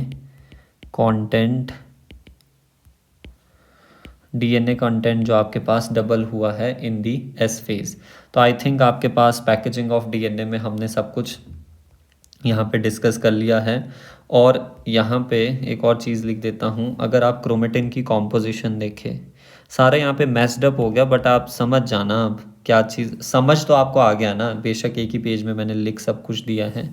chromatin की कॉम्पोजिशन अगर हम देखें तो थोड़ा सा अलग है, जो यूजुअली हम सोचते हैं 40% सिर्फ डीएनए है, ज़्यादा तो 50% इसमें हिस्टोन प्रोटीन्स प्रेजेंट होगी। फिर 8% हमारे पास NHCP that is non histone chromosomal proteins, and also यहाँ पे 1.5% क्या प्रेजेंट होता है, RNA भी प्रेजेंट होता है। तो रिमेंबर दिस थिंग, हम यूजुअली सोचते हैं कि RNA नहीं होगा, और यूजुअली हम इसका जो ये रेशो है वो आपस में चेंज कर देते हैं। DNA 40 होता है, 50% हिस्टोन, 8% NHCP एंड 0.5% और 1.5% टू 2% आपके पास RNA प्रेजेंट होगा। ये आप 8.5 लिख लो एक्चुअली, ठीक है। तो अब डायग्राम से समझते हैं packaging of DNA in prokaryotes. तो देखिए ये हमारे पास क्रोमेटिन की कॉम्पोजिशन इतने में बताई गई है, राइट। तो डीएनए कितना बताया, 40%, 50%। तो देखिए दोनों के पाई चार्ट्स का जो एरिया है इनर सर्कल वो सेम है, but non histone chromosomal protein जो है वो हमारे पास एक्चुअली ये इतनी है, इतनी सी है, that are actually 8.5% and RNA actually 1.5%। अब न्यूक्लियोसोम के बारे में एक और चीज़ जो मैं यहाँ पे भूल रहा हूँ, डायग्राम से समझ आ रही है ना, समझनी थोड़ी चीज़ें याद आ रही है। दैट इज़ न्यूक्लियोसोम या फिर क्रोमेटिन फाइबर है वो किस तरह का दिख रहा है आपको, इधर देखिए, ये ऐसा नहीं लग रहा कि एक माला है और उस पर मोती न्यूक्लियोसोम प्रेजेंट है। तो न्यूक्लियोसोम की अपीयरेंस कैसी होती है, we can right appear as beads on a string, beads on string. जब आप इसको इलेक्ट्रॉन माइक्रोग्राफ इसका देखते हैं तो ये न्यूक्लियोसोम के लिए कही गई है लाइन, ना कि क्रोमेटिन या किसी और चीज़ के लिए। न्यूक्लियोसोम जो है वो बीड्स की तरह दिखते हैं, मोती की तरह दिखते हैं ऑन अ स्ट्रिंग। तो यहाँ पर यही बात कही गई है दैट इलेक्ट्रॉन माइक्रोग्राफ और unrevealed chromatin showing the nucleosome in beads on string morphology। Nucleosome के लिए हमने कहा ये बीड्स हैं, ये दिख रहे हैं ना बीड्स, ये न्यूक्लियोसोम है एक्चुअली। तो nucleosome represented by this animated structure. तो nucleosome core contain 146 nucleotide pair, जैसा कि मैंने आपको बताया था वो 1/3/4 टर्न में प्रेजेंट होंगे around the octamer of histone. And new body किसको कहा था, जल्दी बता दो, न्यूक्लियोसोम को कहा, हिस्टोन ऑक्टामर को कहा, कि किसी हिस्टोन को कहा। न्यू बॉडी एक्चुअली हमने ऑक्टामर हिस्टोन को ही कहा। Remember small small points. और ये बीच में क्या प्रेजेंट है, लिंकर डीएनए प्रेजेंट है, और इसी के साथ हमारे पास लिंकर हिस्टोन भी प्रेजेंट है, that is actually H1। Linker DNA में हमारे पास देखो 8 से 114 न्यूक्लियोटाइड पेयर होगी, एक्चुअली 54 होगी। अगर आपको कितना करना है, 200 बेस पेयर करने हैं, एक जो ये न्यूक्लियोसोम है और एक लिंकर डीएनए पार्ट में, राइट। नेक्स्ट हमारे पास आता है दैट, ये आप देख सकते हो कि जैसे जो आपके पास मेटाफेजिक क्रोमोसोम है तो उसमें हमारे पास नॉन हिस्टोन स्कैफोल्ड कंपोनेंट है, यानी NHCP पार्टिसिपेट करता है। जैसे मैंने आपको बताया, जैसे कि कॉइलिंग एडवांस करती है, कॉइलिंग की स्टेजेस एडवांस करती है, वैसे वैसे हमारे पास नॉन हिस्टोन क्रोमोसोमल प्रोटीन्स भी आती हैं। तो ये आप स्टेजेस देख सकते हो, 2 नैनोमीटर वाला डीएनए था, उसके साथ हिस्टोन एसोसिएट हुई तो न्यूक्लियोसोम बना। फिर सोलेनॉइड वाली कंडीशन आई 30 नैनोमीटर वाली। फिर एक्चुअली इन्होंने सुपर सोलेनॉइड को मिस किया है, क्रोमेटिड को मिस किया है, डायरेक्टली मेटाफेजिक क्रोमोसोम दिखा दिया है। मेटाफेजिक क्रोमोसोम की ये खासियत है कि इसमें ये दो क्या प्रेजेंट होगी, 2 सिस्टर क्रोमेटिड्स प्रेजेंट होगी। वो हमने लिखा नहीं है, लिख देते हैं दैट ये क्या है, 2 सिस्टर क्रोमेटिड्स। यहाँ पर क्रोमेटिड्स क्या प्रेजेंट नहीं है? प्रेजेंट है। 2 सिस्टर क्रोमेटिड्स, 2 फ्यूज्ड है actually, fused sister chromatids form हो चुकी है जब आपके पास एस फेज हुई, बट वो अभी फ्यूज है, डिस्टिंक्टिव नहीं है, अलग से नहीं दिख रही आपको, राइट। ये हम डिस्कस कर चुके हैं। हाँ, तो packaging of DNA in eukaryotes हमने सारा डिस्कस कर लिया है। So now it's the quiz time, तो रेडी हो जाइए। 4-5 क्वेश्चन अच्छे होंगे आपके पास, उनका जवाब फटाफट दे दीजिए। Length of DNA usually depends upon, किस पे डिपेंड करती है length of DNA? Position of nucleotide, number of nucleotide, both 1 and 2, none of the above. Length of DNA primarily depends upon, wait, number of nucleotide पे depend करती है। एक चीज़ फटाफट बता दो मेरे को, 5174 एंड ई कोलाई की लेंथ कितनी होती है? जल्दी बता दो पॉज करके। देखो मैंने बताया था 5174 में 4 से स्टार्ट किया था, नहीं 5 6 का हाफ 3 एंड 5 + 3 8, इतनी बेसिस होती हैं।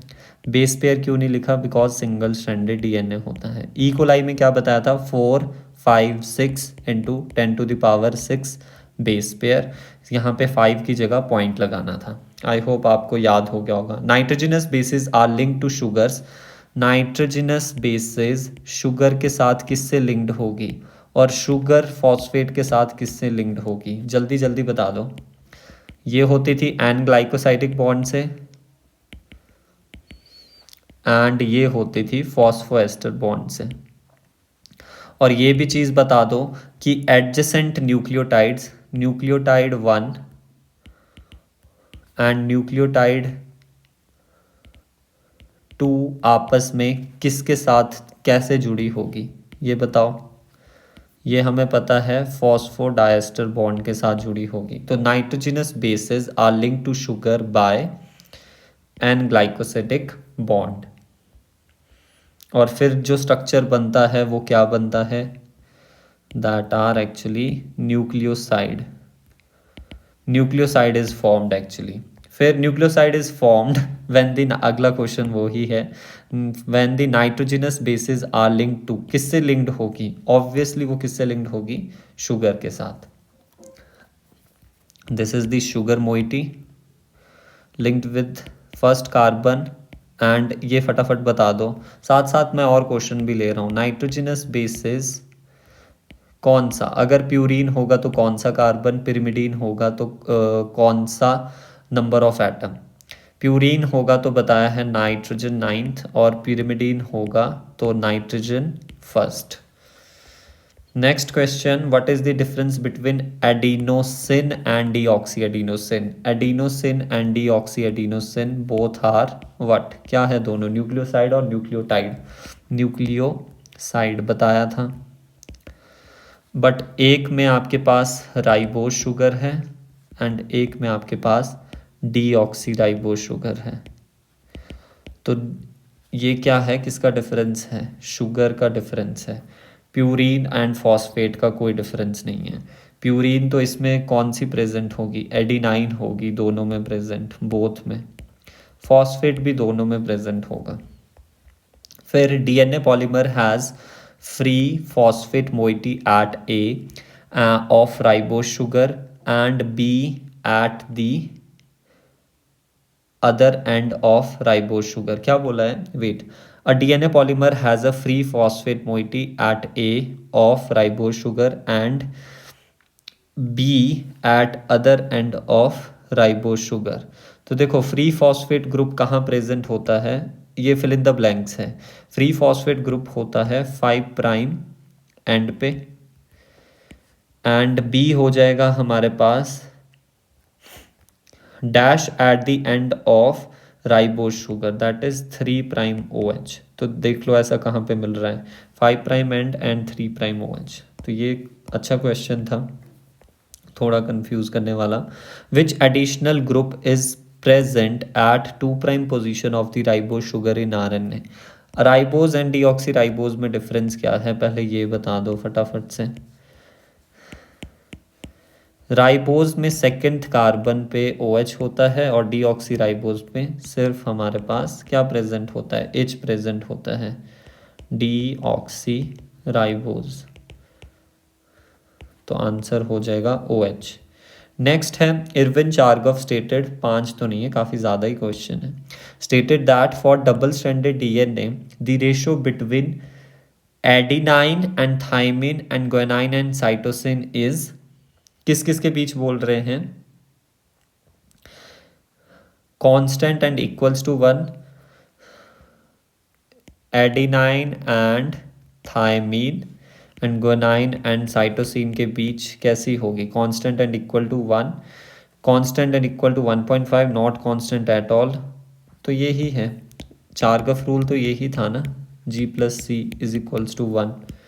तो फर्स्ट इसका आंसर हो जाएगा। Thymine is also called, thymine का स्ट्रक्चर अगर देखो 1 2 सारे नहीं बना रहा मैं पिरिमिडीन, तो इधर ऑक्सीजन इधर ऑक्सीजन इधर यूरेसिल, तो क्या 2,4 डाईऑक्सी 5 मिथाइल पिरिमिडीन, या फिर इतना स्ट्रक्चर जो है अगर इसे हटा दे तो ये यूरेसिल का होता है, तो हम बोल सकते हैं 5 मिथाइल यूरेसिल। यहाँ पे 4th होना था, ये दिया नहीं है इन्होंने, 5 मिथाइल यूरेसिल होगा, राइट। नेक्स्ट है James Watson and Francis Crick proposed the double helix model of DNA which was based upon X-ray diffraction of DNA produced by Wilkin and Franklin, सही है। ग्रिफिथ एक्सपेरिमेंट नहीं, Hershey Chase experiment नहीं, and Chargaff rule yes. तो first and fourth दिया गया है। Hydrogen bonds are formed between, हमें पता है किसके बीच फॉर्म होते हैं, nitrogenous base, actually specifically complementary nitrogenous base. Modified ribose sugar नहीं, मॉडिफाइड डीऑक्सीराइबोज नहीं, phosphoric acid and nitrogenous base नहीं, 2 nitrogenous base complementary. Adenine and thymine के बीच 2 hydrogen bond, and cytosine and guanine के बीच 3 hydrogen bond, right. So that's it for today. I hope आपको आज का lecture आपने इन्जॉय किया होगा। काफ़ी टॉपिक्स को हमने डिस्कस किया इन डेप्थ में और क्वेश्चन प्रैक्टिस भी की। तो अगर आपको कुछ डाउट रह गया हो तो आप वो कमेंट्स में पूछ सकते हैं, एंड हम नेक्स्ट क्लास में मिलेंगे। अगर आपको सेशन अच्छा लगा होगा तो प्लीज़ लाइक करिए and do subscribe to my channel. We will meet in next class. Till then happy learning and have a nice day.